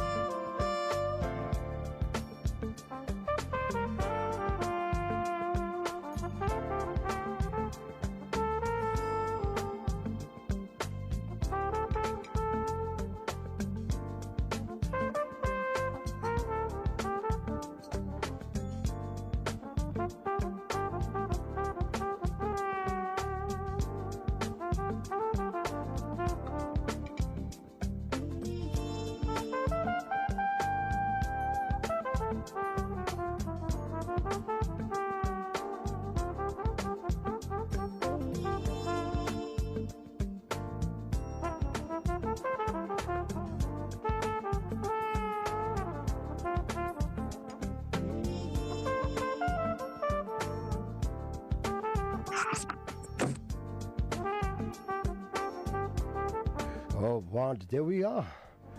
It is the ultimate Sweet Sunday get-together experience, and your time is 10:25 to before the hour 11 o'clock. And up next, we are talking to the man himself, Nyaniso Jeku, the spokesperson of the African Transformation Movement. He's talking to us, and of course, we are unpacking the ATM's national and provincial election manifesto. And we are joined virtually by the man himself right here on 89.1. It's a very good evening to you, sir.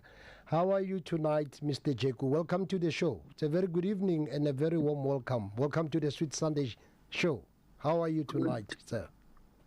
Good evening to you, and thank you for inviting the ATM. I am well under the circumstances, and we are happy to be joining you tonight to talk about what ATM is all about as far as the current political landscape is concerned. There you go. Thank you so much.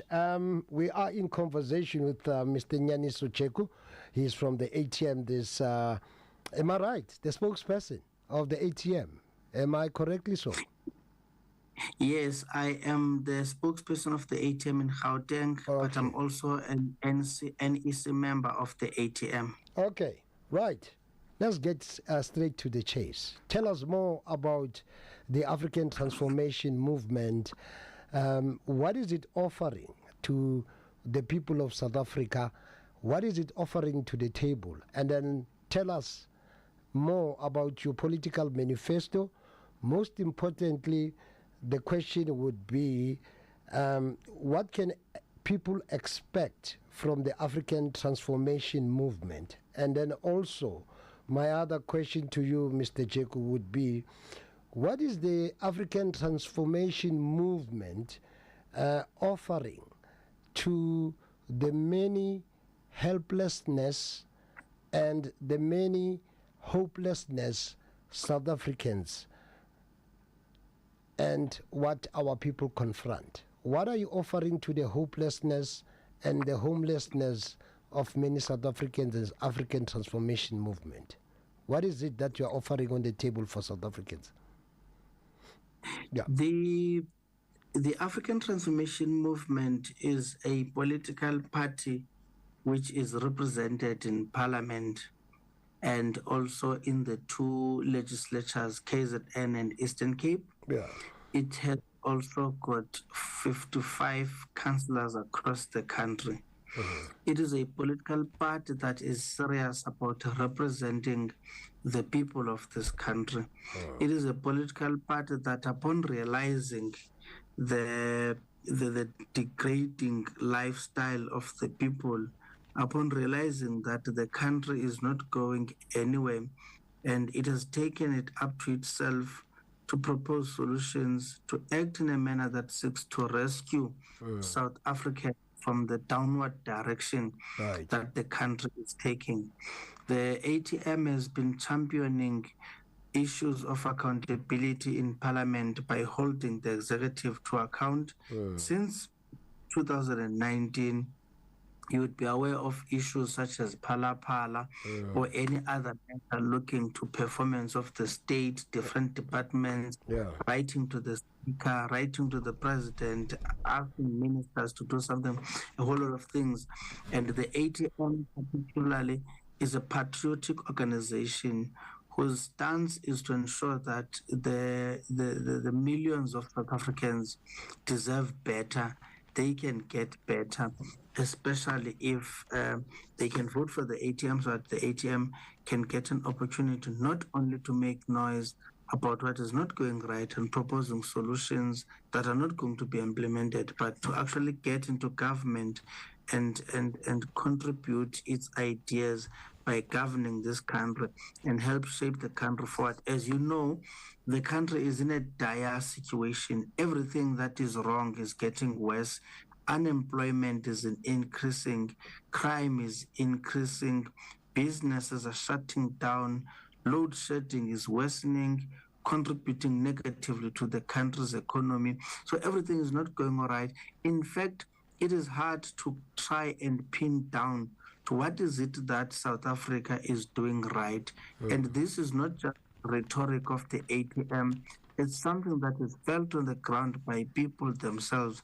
You go to Alexander, you go to Orange Farm, you go to Hammanskraal, you go to Soshanguve, you go to Mamelodi. There is only one common denominator: deteriorating lifestyle, deteriorating the standard of living. Yeah. The quality of life is getting poorer by the day. You look at the state institutions, be it health, be it education, be it anything, it is not going all right.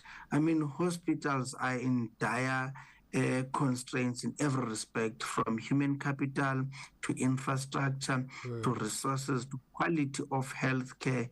At hospitals, at clinics, you go to schools, education is worsening, getting poorer all the time, be it the quality itself, the syllabus, the infrastructure of schools. Schools don't have libraries, don't have infrastructure, don't have decent, it's not a decent space at which you can pride yourself for that your child is learning. What does this do? It forces parents to consider taking up private healthcare, private schooling, private security, private everything possible, because that which is supposed to be offered by government in as far as services are concerned is not working all right. So the ATM is in the space to try and rescue South Africa from all the problems that I have mentioned. I mean, drugs are there, as dropout of school are there, because in communities you do not have recreational facilities where kids can spend their time doing something of substance that is going to contribute to their lives, so they in turn can contribute to uplifting society. So ATM is all about looking and diagnosing the problems, offering solutions, and calling on South Africans to vote for the ATM on the 29th of May so that the ATM can govern the country and help move it forward. That's Nyaniso Jeku there, the ATM spokesperson in Gauteng. Now, Mr. Jeku, take us through, as African Transformation Movement, the ATM, what do you think, what does South Africans want now and for the future? And what do you think the people of South Africa need at this moment in time and the future? And how can ATM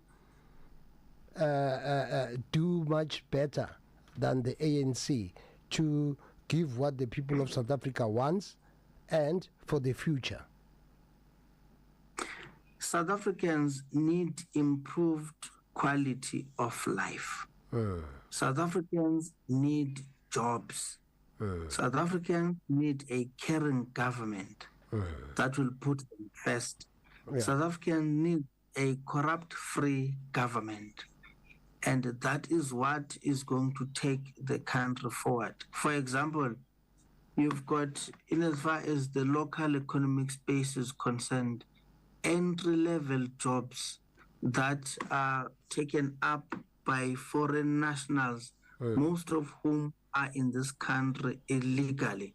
South Africans need to know that their government can prioritize them and reserve that space exclusively for them.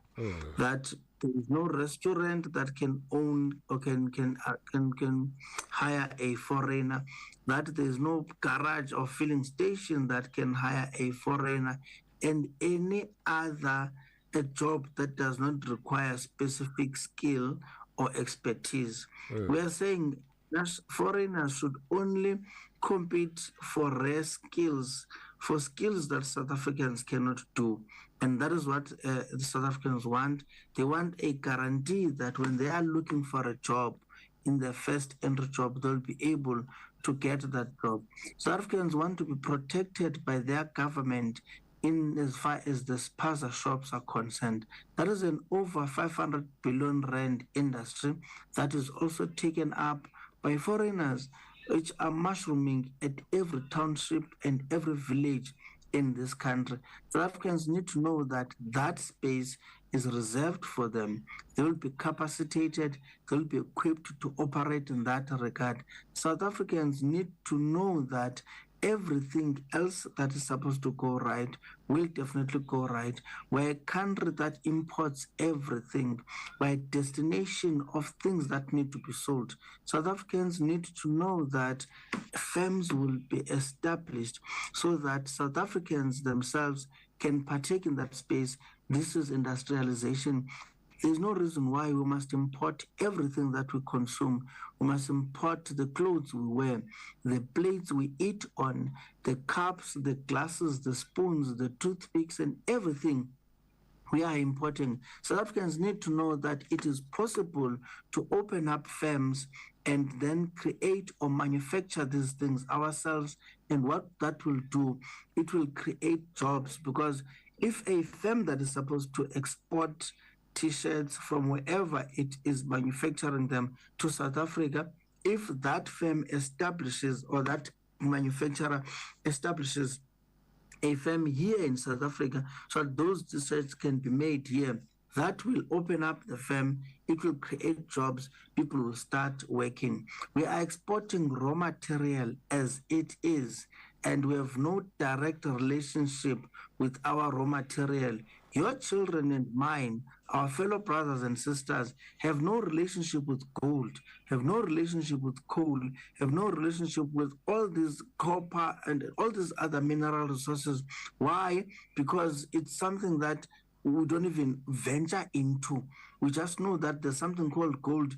The only relationship we have with gold is when it is a processed finished product in a form of a ring, in a form of a watch, in a form of earrings. But the raw aspect of it, we don't have. How can we be a country that is so rich with mineral resources, but we are not in any way near understanding how does gold look like? How does it get to be discovered? This is supposed to be something that we grow up as general knowledge in as far as information is concerned. So that is what, and how ATM would be better than the ANC.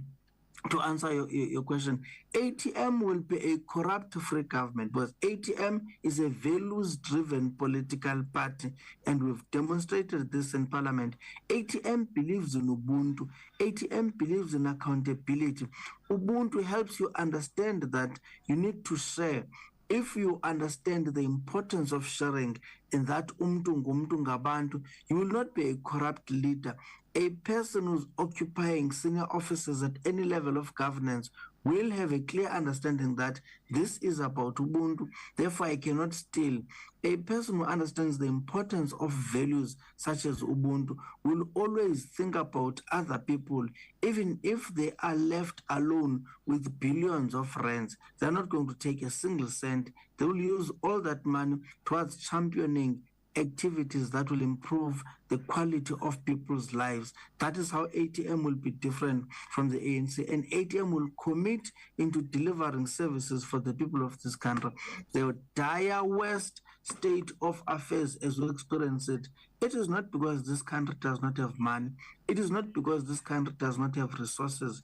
It is because there is lack of commitment in delivering services. There is lack of commitment in demonstrating care and people of this country. Those are the problems that we are faced with, and that is why the ATM is helping. Okay. Still in conversation with Nyaniso Jeku. Now, as the African Transformation Movement, I would like you to know, Uguti, do you believe as ATM that there is a proper progress so far made by the government in addressing the energy insecurity and reducing load shedding? As you would know that recently the Pretoria High Court has found out that the ongoing load shedding is a violation of human rights by the government. So as African Transformation Movement, how do you plan to end the load shedding? And do you believe that there has been a proper progress so far that is made by the government in addressing the energy insecurity and reducing and ending load shedding? So if there's none, as ATM, how are you going to solve the load shedding issue once and for all and for good? How will you end load shedding? Yeah, as ATM, how will you end load shedding once and for all? Load shedding is indeed crime against humanity, and it should have been declared as such long time ago. It is not just a violation of human rights, because electricity is no longer a luxury. Electricity is no longer something you can live without. It is not optional. Everybody, to make it in life in South Africa, we must have access to electricity, because through electricity we go to school, through electricity we go to work, through electricity our businesses can function, through electricity there is life. Electricity is an enabler of life. Electricity helps you, hence businesses which can afford alternative energy have closed down, and the closure of businesses has meant loss of jobs to a lot of people. The chaos that gets created, the absence of electricity results in stalled economic activity. Economy comes to a standstill. A country which cannot function economically because of electricity, that country is not going to be able to contribute. You'll see GDP reducing because the country cannot produce. Farmers have been complaining that as a result of not having electricity, it means now they must employ other means in terms of irrigation and in terms of doing their other job. You see that it is even difficult to supply water when there's no electricity, because those reservoirs need water pumps, and that water pumps, in order to send electricity to everyone, in order to send water to everyone, it needs electricity. So electricity is an enabler of humankind, and it is simple. Electricity is an engineered and man-made problem for a predetermined outcome. Electricity, the load shedding that we're experiencing, is aimed at weakening Eskom. The overall objective is to render Eskom unable to deliver electricity to millions of South Africans, so that the private business, in a form of independent power producers, can take over and be exclusively and solely in charge of distributing Eskom and electricity. And that is why you've already seen issues such as the unbundling of Eskom and making it a threefold private company, each of which will have its own CEO, its own board, and then that very same companies will then rely heavily on independent power producers for the generation and distribution of electricity. It is done in order to make way for privatization. As you can see, this government has been championing an exercise of privatizing that which we traditionally known is supposed to be provided by the state, a capable state. So once you weaken the state, you make way. So how this government is functioning, it creates a problem. After creating a problem, it brings a solution to the problem, and that solution takes away the role of the state. Once you've weakened the state, you must then come up with a solution, and that solution is through private hands. The only way to fix load shedding is to ensure that the people who are competent are the ones who are running Eskom, is to ensure that the units that are not functioning, they are, you speed up the process of servicing those units so that they function and start distributing electricity. Politicians must stop meddling with the work that is supposed to be done by engineers. Eskom was once the darling of the world in as far as providing energy is concerned. It once did extremely well. I mean, Eskom warned this government in the late or early 2000s that power stations or a new power station would need to be built, and the government did not listen. They did not listen because already they had a plan that you need to privatize, because energy is a lucrative business that can make you a lot of money. So private sector has realized that if we do not venture and enter into this space, we're not going to make money. So you need to have, the president today in his manifesto in Johannesburg was talking about capable state. You need to be deliberate about the state being capable.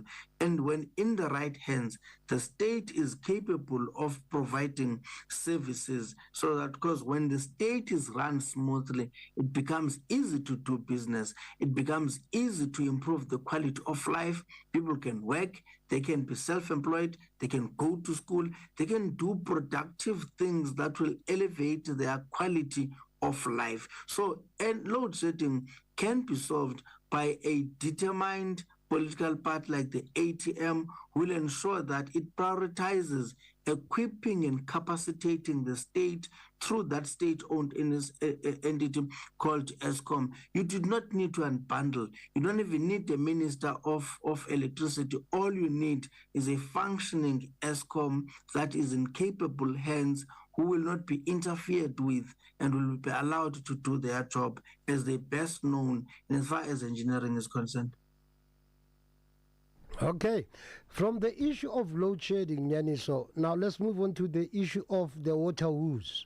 Now, South Africans are experiencing a problem of water shortages here. We have seen what has happened to the people of Hammanskraal, the people of Johannesburg, even other parts of the country where there's a shortage of water. Are we seeing the privatization of water here? What is actually happening here? Why there's water scarcity here? Water woes, water problems, and as ATM, how would you do it to take us out of the woods of the water woes? It is twofold. One, we are a water scarce country. That one is a fact.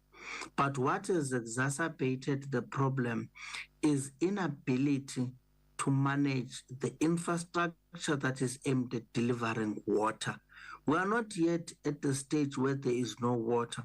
We are at a stage where the infrastructure that delivers water is tampered with and is not properly well taken off. What you've seen leading to water woes is poor management of the infrastructure.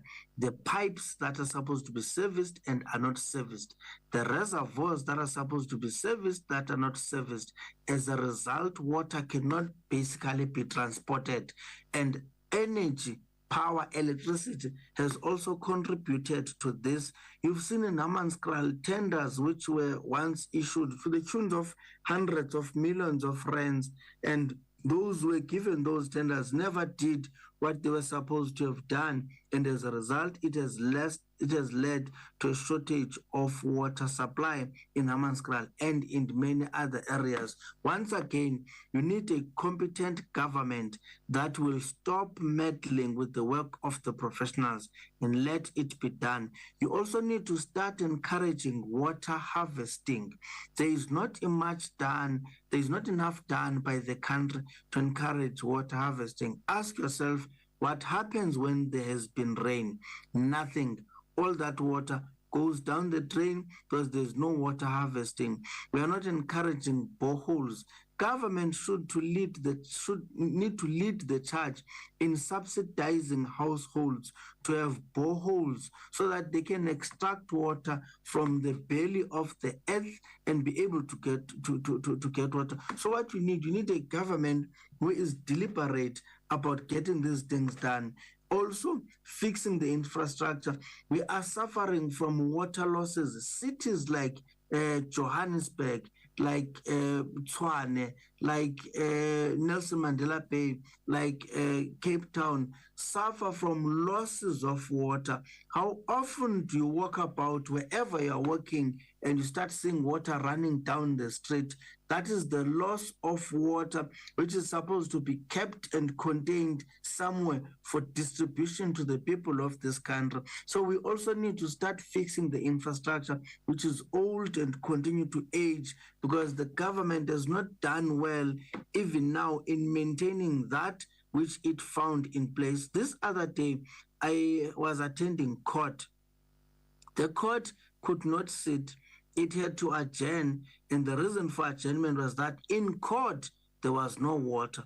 Imagine now the issue of the water shortages now affect issues of justice. That is how serious it is, because that case, which would have set and behead that day and shorten the overall period or turnaround time to resolve the matter gets postponed. The postponement means it's yet another time wasted, the matter is not resolved. So the issue of water affects in the daily running. Can you imagine what happens if there's no water in school? The school must close. Children must be sent home because there is no water. What happens if there's no water at a workplace? The workplace must close. People must be sent home because there's no water. So the issue of water also contributes to the poor standards of economic participation, because if there's no water, you can't work.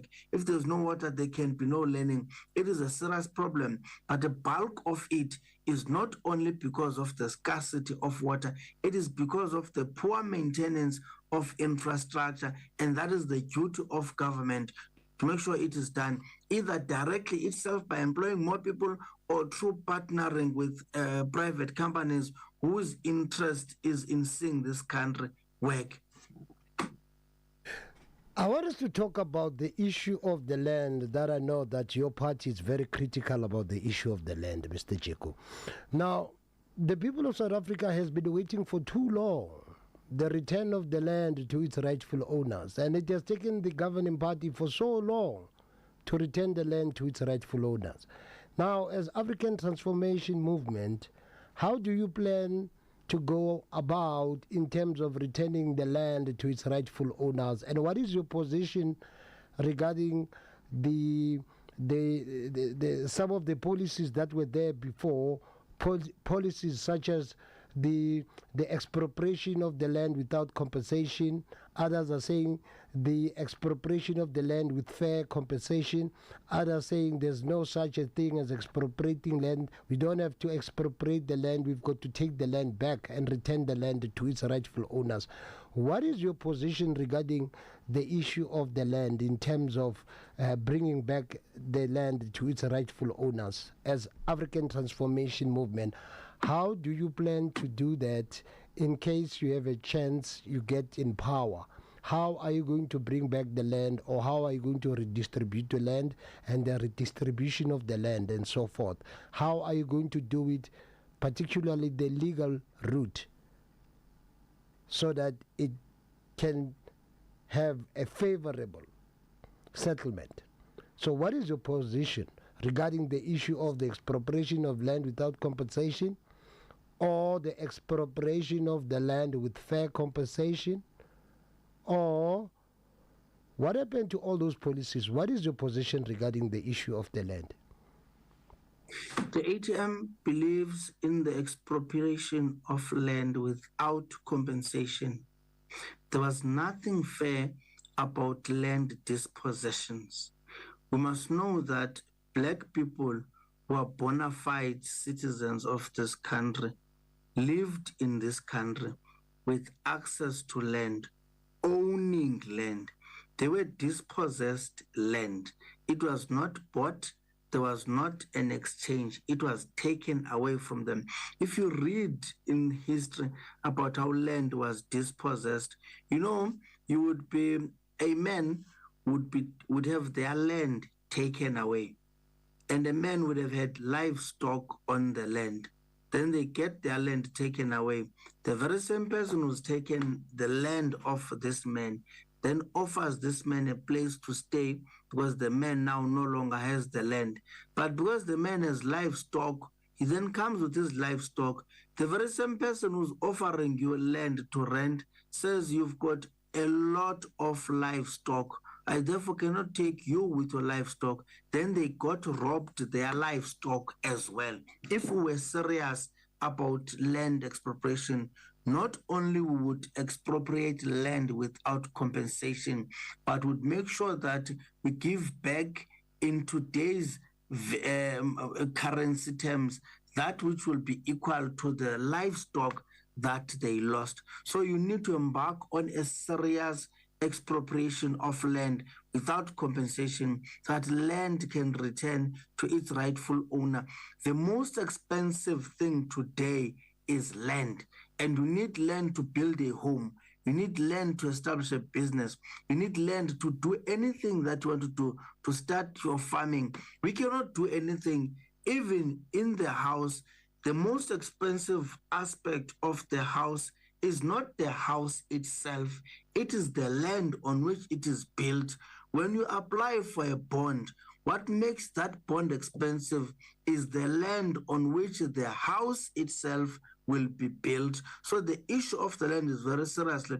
If you have a business idea and you want to do business, you can't do that business if there is no building in which you're going to be operating the business, but that building is occupying a land. So you will pay rent forever. So land is money.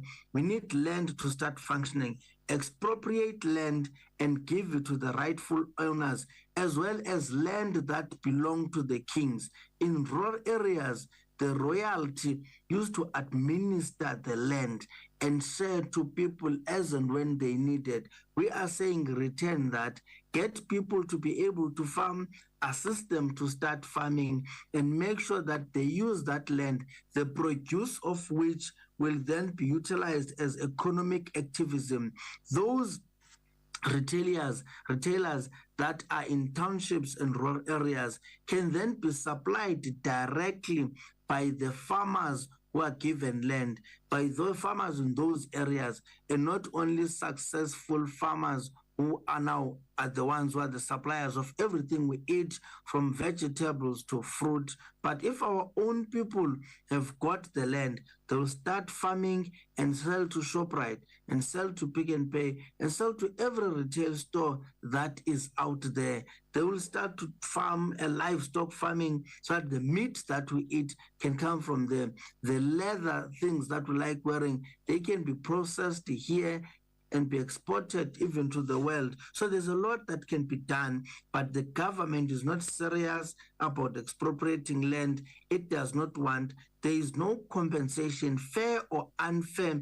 There is not even a single cent that must be paid. Land must just be taken and be given to its rightful owners, and the rightful owners be assisted by government with ensuring that they work the land, they do something meaningful about the land, they can have economic activism on that land and restore their lives. Because this has happened over many generations. Part of what it has done, the loss of land has meant the loss of a relationship with the land. Today's generation cannot farm. Today's generation is not good in livestock rearing because it has been lost. Remember, a relationship with the land used to be a skill that is transferred from one generation to another, because they would be growing up familiar with livestock, familiar with working the land, understanding exactly between my father's father and myself, spending over close to 400 years now. It means there's been a cut in transferring skill. Today, I and my children do not have a relationship with the land. We would have fine-tuned that skill over time had we have had land, and I would be a fully fledged farmer today who was able to produce and sell out there to the economy. Then this would boost economic activity. This is how we used to live. We used to plow our own crops. You would have potatoes, I would have cabbage. Hence, barter trade was the currency we used way back then. So it's not like we didn't know how to survive through land, but it is never too late. We can start again and be deliberate about it.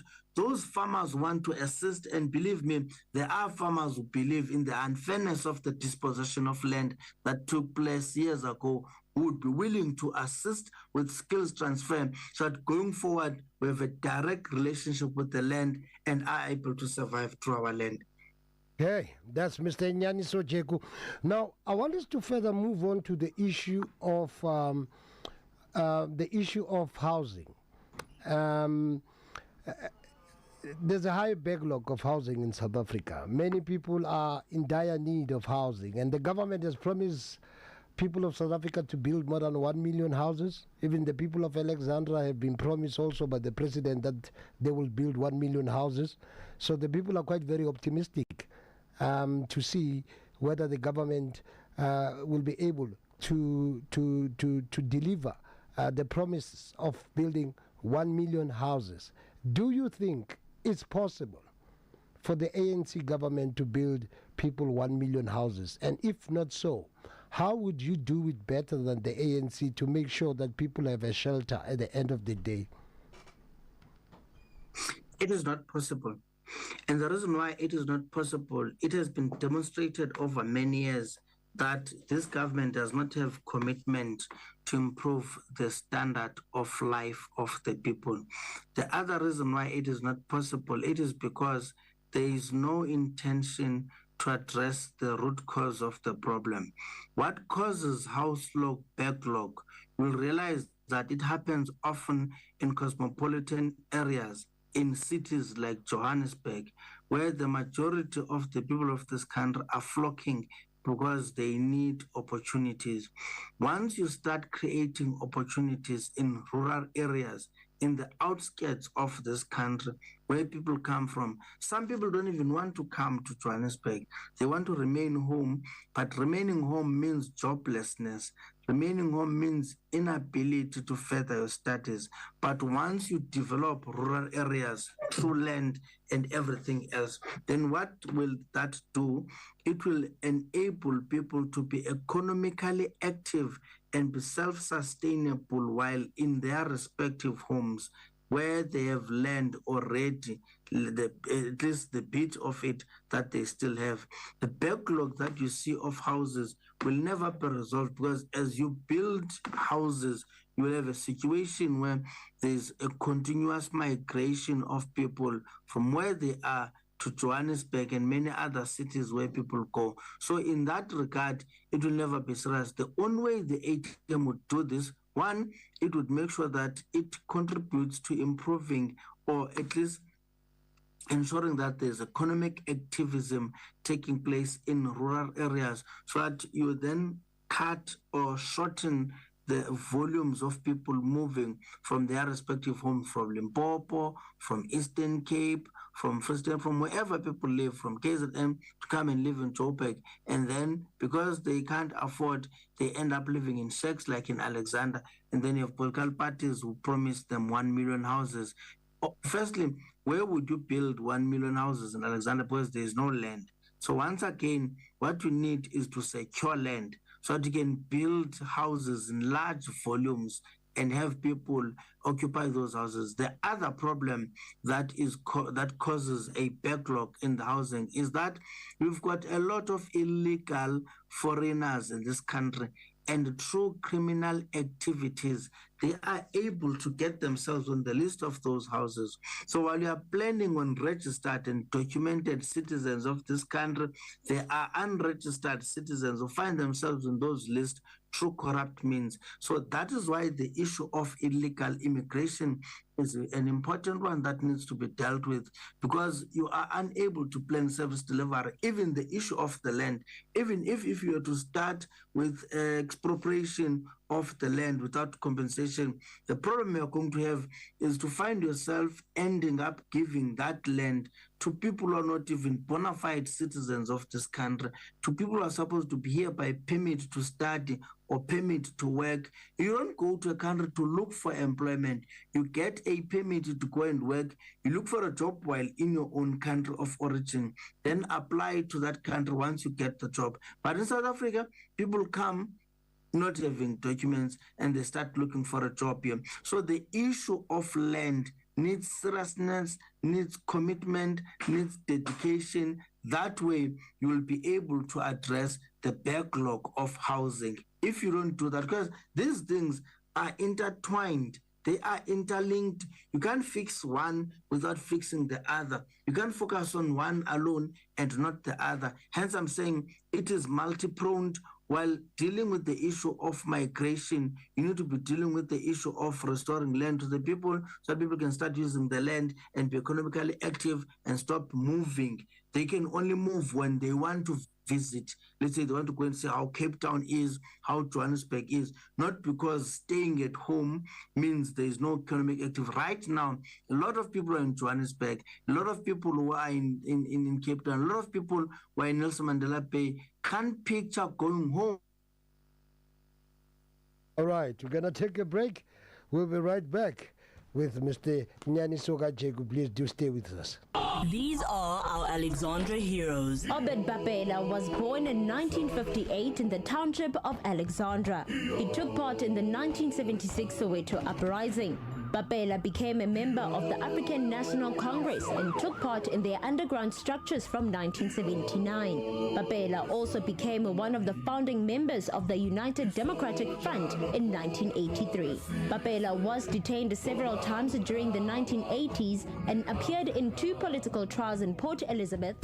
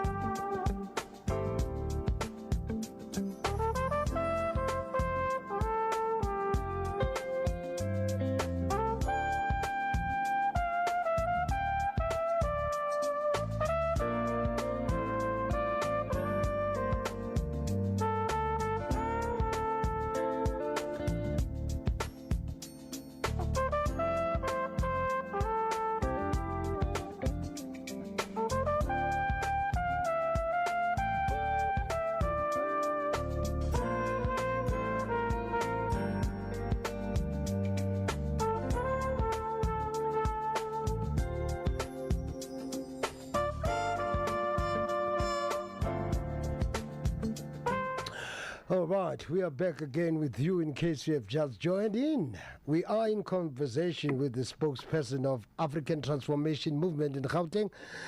Umnumzana Nyaniso Jeku, he's talking to us. Now, Mr. Jeku, before we went for another break, I want to hear from you as African Transformation Movement. What is your perception? Do you believe in this concept, South Africa belongs to all who live in it? As African Transformation Movement, do you believe that South Africa belongs to all who live in it and to all who work on the land? And then also the issue of our porous borders. As African Transformation Movement, what are your plans in terms of making sure that our porous borders are monitored properly? As South Africans today are being labeled xenophobic because of the influx of illegal foreigners coming into the country. Each and every township, each and every street, there is Somalians, Pakistanis shops. You find them each and every corner, each and every street, and moreover, there are more illegal immigrants, illegal people who are undocumented that are coming through the country every day, every second of the hour. There are many illegal foreigners that are entering South Africa illegally because of our porous borders. And at the end of the day, South Africans are being labeled as xenophobic. So as African Transformation Movement, how would you curb this issue of our porous borders, whereby there are too many illegal foreigners in South Africa? Most of them, they are undocumented. Even when they commit crime, it's very difficult for the government to trace them. But it seems the government is not doing enough. We don't see many of them being deported back to their countries. We don't see any stringent measures that are taken in terms of curbing the influx of these illegal immigrants crossing our porous borders, and then South Africans are being labeled xenophobic. So, as African Transformation Movement, what is your plan if you can have a chance to be in power? How would you deal with this issue of porous borders? Because really it's causing headache for South Africans, as we know that thousands and thousands of illegal foreigners are coming into the country, and most of them, they are undocumented, as you alluded earlier on, that they come and want to compare and share what South Africans are supposed to get, or South Africans are supposed to have as South Africans in terms of service delivery. When we talk of service delivery, then you have to include the illegal foreigners, because they are part and parcel, they are living in our societies. But the government is doing nothing in terms of deporting them back. Even the Department of Home Affairs is doing nothing about it. Instead, they continue what we see happening at the Department of Home Affairs, whereby illegal immigrant is able to have an ID within 1 or 2 days. And then as South Africans, it takes almost 6 months to obtain your ID as a South African. But for an illegal immigrant, it takes almost 3 to 4 days to get an ID in South Africa. So as African Transformation Movement, how would you turn things around? Because really South Africans now, they are on the verge. We are on the verge of social conflict with illegal foreigners, because South Africa, they are really not going to back off. They feel really this is taking a very hard on them. It's taking a very toll to see what is happening within their townships, whereby they can see that illegal foreigners, what they are capable of doing in terms of crime, and at the end of the day, they are not traceable by the police. But our porous borders, they continue to enter, to come to South Africa. Easy come, easy go. As ATM, how would you turn things around so that making South Africans to be safe, to make sure that South Africans are quite very happy that there are stringent measures in terms of allowing illegal foreigners to come into the country? You know, I do not understand what gave rise to a statement, South Africa belongs to all who live in it, such that it had to be contained in the Freedom Charter. I don't know what was difficult with saying South Africa belongs to South Africans. That there's nothing wrong in saying South Africa belongs to South Africans. It would not have meant somebody else is not welcome in South Africa. It would not have meant somebody else is not allowed to come and do business in South Africa, to come and live in South Africa. It would have meant there is an act of patriotism. Those who coined the phrase South Africa belongs to all who lives in it lacked patriotism at the time. They were not serious about the love for the bona fide citizens of this country. Porous borders are a serious problem that needs to be dealt with, and there's nothing extra creative or innovative that needs to be done. All you need to do, one, is to man those borders, patrol them heavily. With so much high unemployment in this country, it should not be difficult to hire people who's going to patrol borders. With so much technology, it should not be difficult to have drones flying around all our borders. It should not be difficult to install cameras at all our border posts along the entire fence to make sure that you've got a 24-hour camera that patrols the border, so that anybody who attempts to skip the borders of this country coming in illegally can be arrested and be deported. In fact, entering a country illegally should be declared treasonous, because when you enter the country illegally, it is not clear what your intention is, but what is clear is that your intention is not something good. Anybody who can break into your house and come in, that person is not breaking to come and say, hello, sir, how are you? My name is Nyaniso, Jeku, and all of that. That person is breaking into your house to cause harm. A person who's not into a house to cause harm will knock and knock and knock up until you open. If you do not open, they will go back. They will not come in. There's a difference between asylum seeking, which are people who are running away from wars or who are being persecuted in their countries, than a person who simply wants to come to South Africa and start causing havoc. Because the reason we've got so much perpetual crime that is not resolved, it's because we cannot trace those who are committing crime. You've got drug problem in South Africa, human trafficking problem, children are getting raped, and all these other things, people getting mugged, cash in transit, heists are taking place at an alarming value, all of which is because it can only be linked to illegal documentation. So you need to man borders. You need to deport those who are here illegally. Every person who thinks of going to South Africa must know. Have you ever heard of people who are in Lesotho illegally? Because they know, a person must know that because it shall have been declared treasonous, and treason will carry death penalty, just like all other heinous crimes that are committed. The ATM is proposing death penalty. Now, part of the problems that we're faced with, which is why crime is not being resolved, including the crime of entering the country illegally, is the issue of a justice system that does not bite. As soon as you have a justice system that bites, a justice system that ensures those who are wrong in society are removed from society, and those who perpetually continue to wrong society are permanently removed from society. So the issue of borders is very serious. It must carry an equally serious sentence, so that those who think you can just come to South Africa just like that, they see what's coming to them. And what's coming to them should be harsh punishment. Have you ever heard of anybody being jailed in South Africa for being here illegally? No, they don't get jailed. Sometimes you don't even need to deport them. You need to jail them here in the harshest of conditions so that they can tell the others as well that South Africa is not a place where you can play.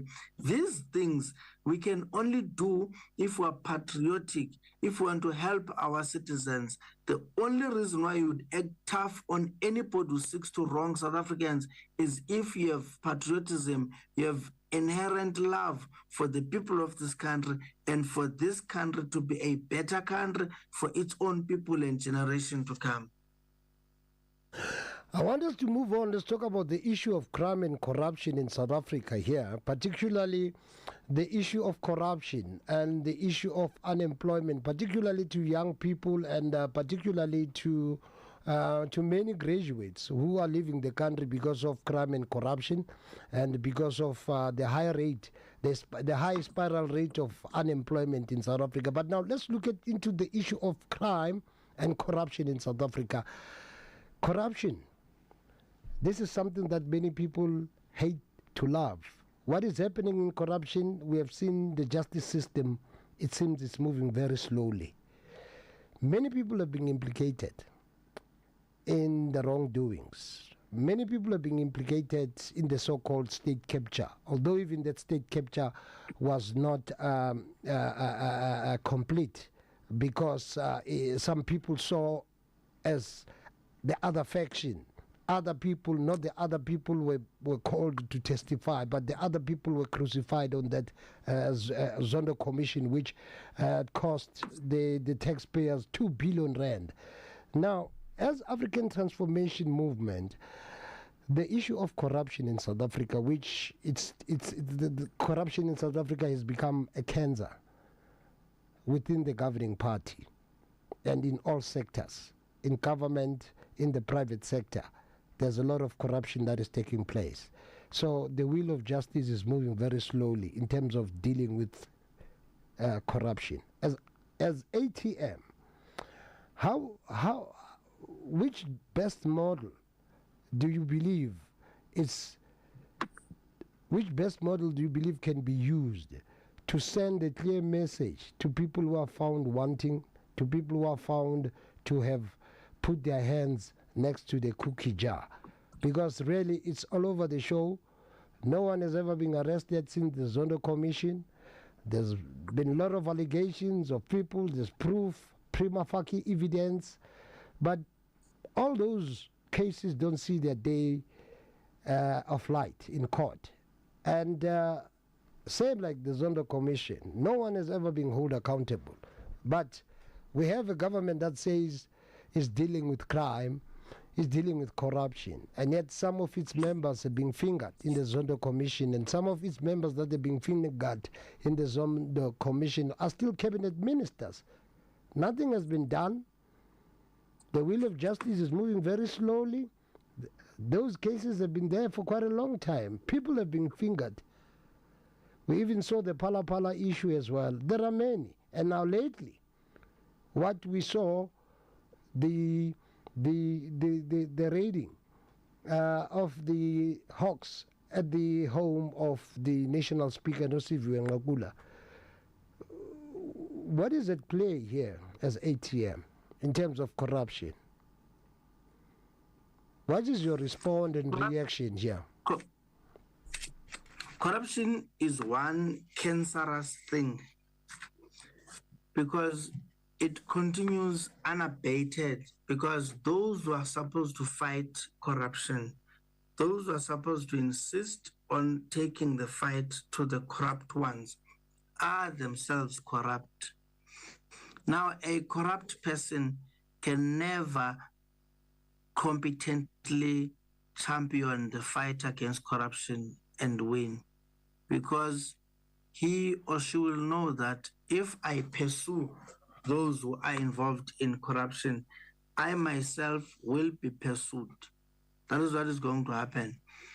You find today a speaker whom, when she indicated an SIU investigation would be commissioned to establish the veracities of wrongdoing in other things, and then she herself in the state-owned entities and all of that, the Takatso deal, she herself finds herself being charged and her issues are being expedited. You know why? It is because the intention is not necessarily to fight corruption. It is to block her from acting in a manner that she had intended acting. Look what happened.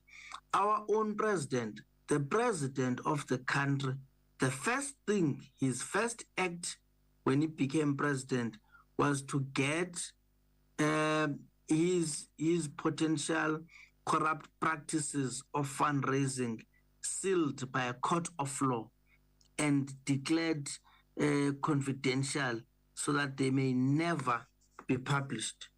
Tell me, why would a person who made a campaign while a deputy president of the country not want us to see and know who funded him on that campaign, to an extent that he goes to court and convince the court on confidential basis to seal whatever that would show us where he got the money? That was the beginning of the problem. Hence, so much corruption that we see today. It is because there is no commitment to fight corruption.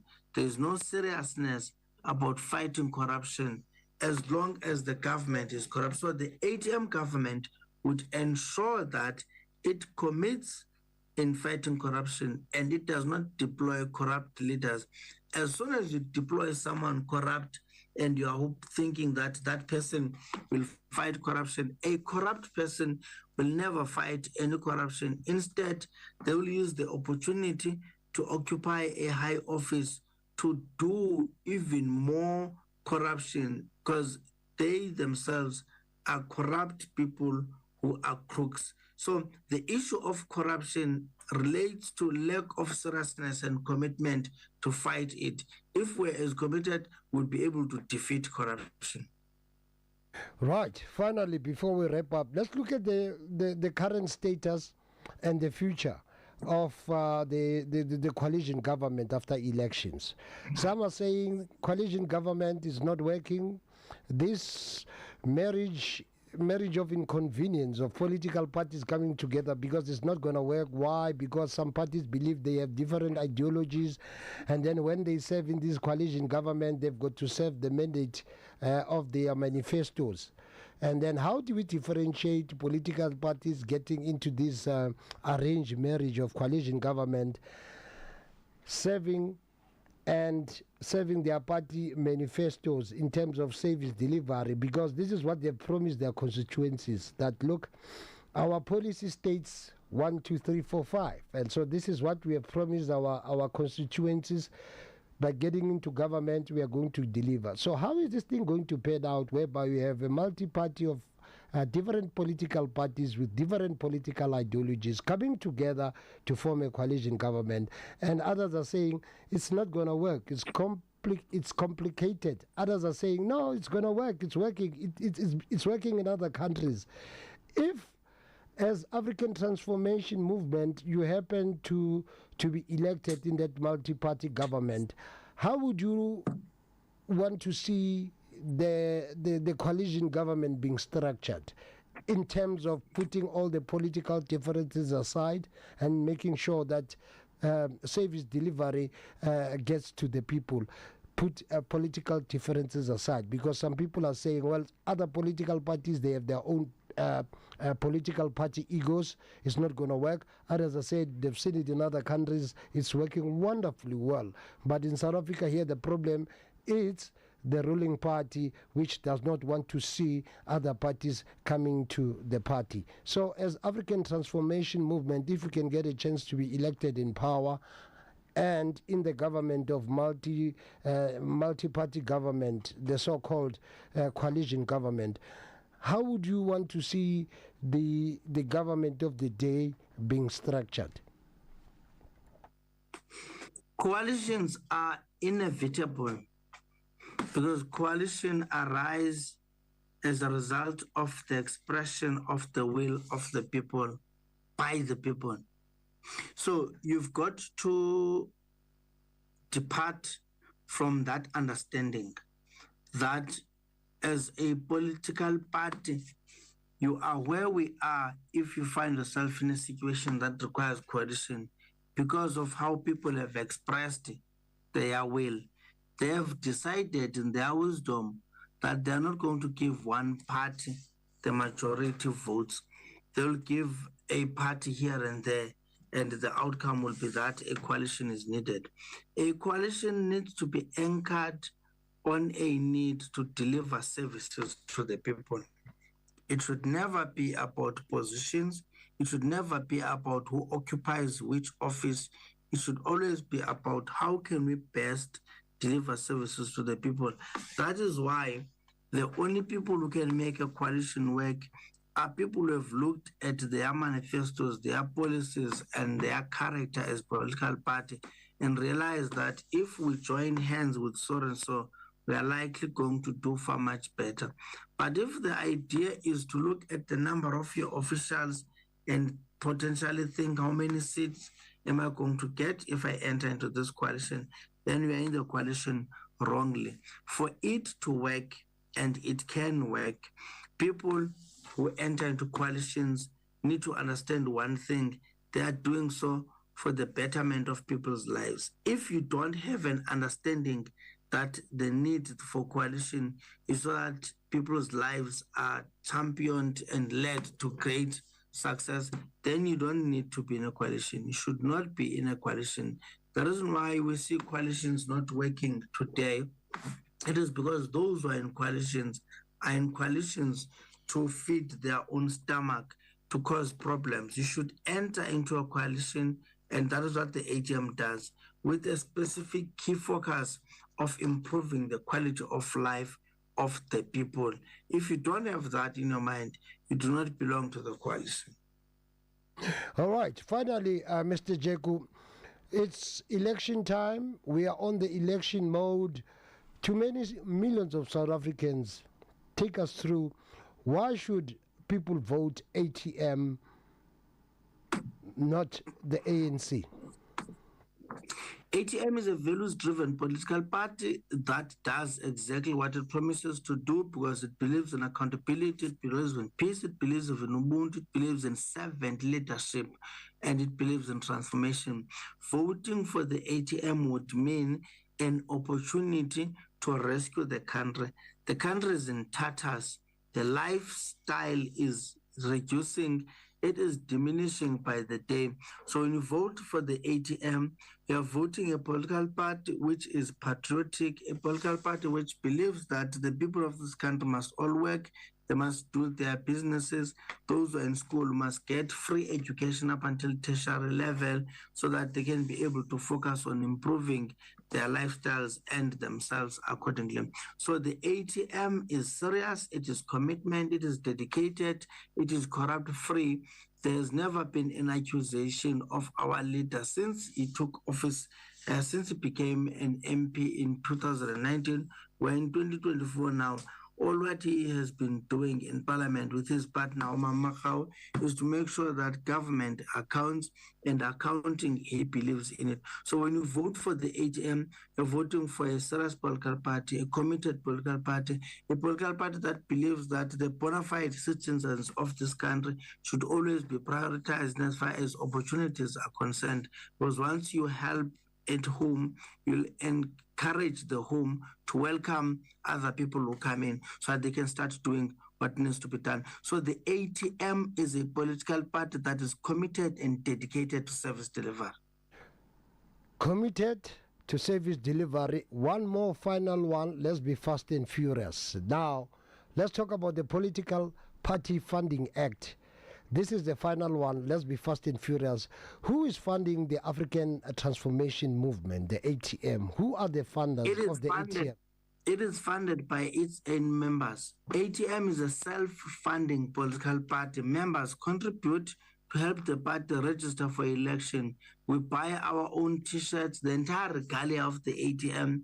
Each member buys for themselves. We are self-sustained, as you have seen, even through the political party funding. You have not seen the name of the ATM appearing amongst political parties who are funded. And that's one of the difficulties to run a campaign without funds, but would rather do that instead of having to find ourselves owing our funders, or even worse, going the route of wanting to seal information that will lead to exposing us that we are funded by so-and-so. So nobody is funding the ATM except its members and through membership forms, buying of regalia and all those things. So we get our man, we're a self-sustained political party, and we like it like that because we don't want to ascend office and with debts and people start making threats that if you don't give me that tender, I will expose you. We don't want those things.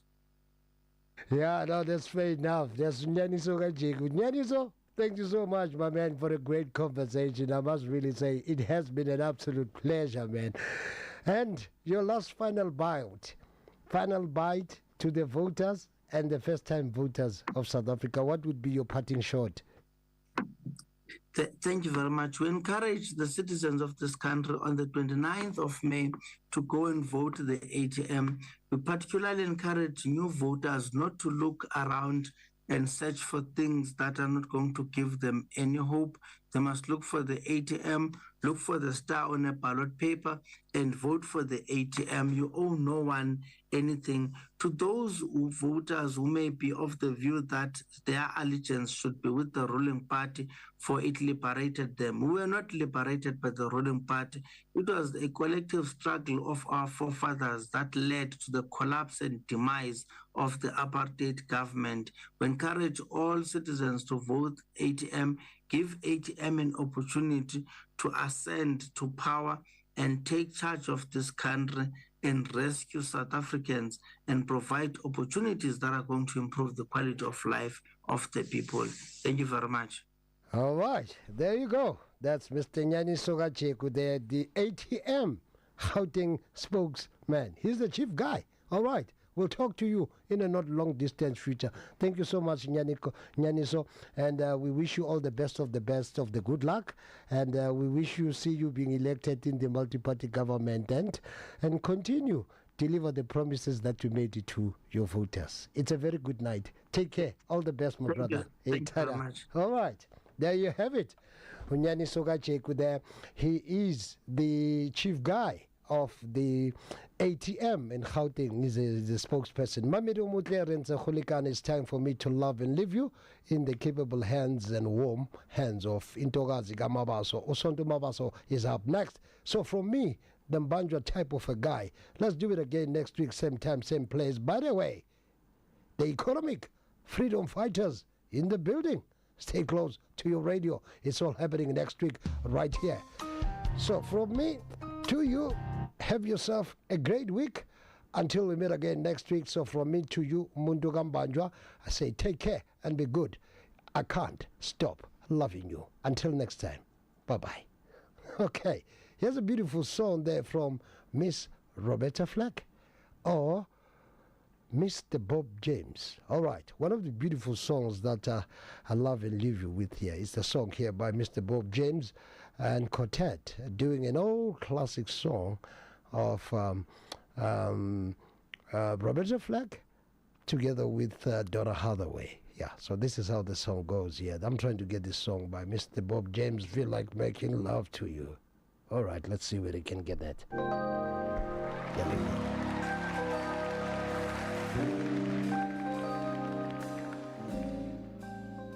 All right, this is how I'm bouncing out of here. It's time to love and leave you. Until next week, take care and may God bless you. It's a very goodbye, South Africa. Take care until next time.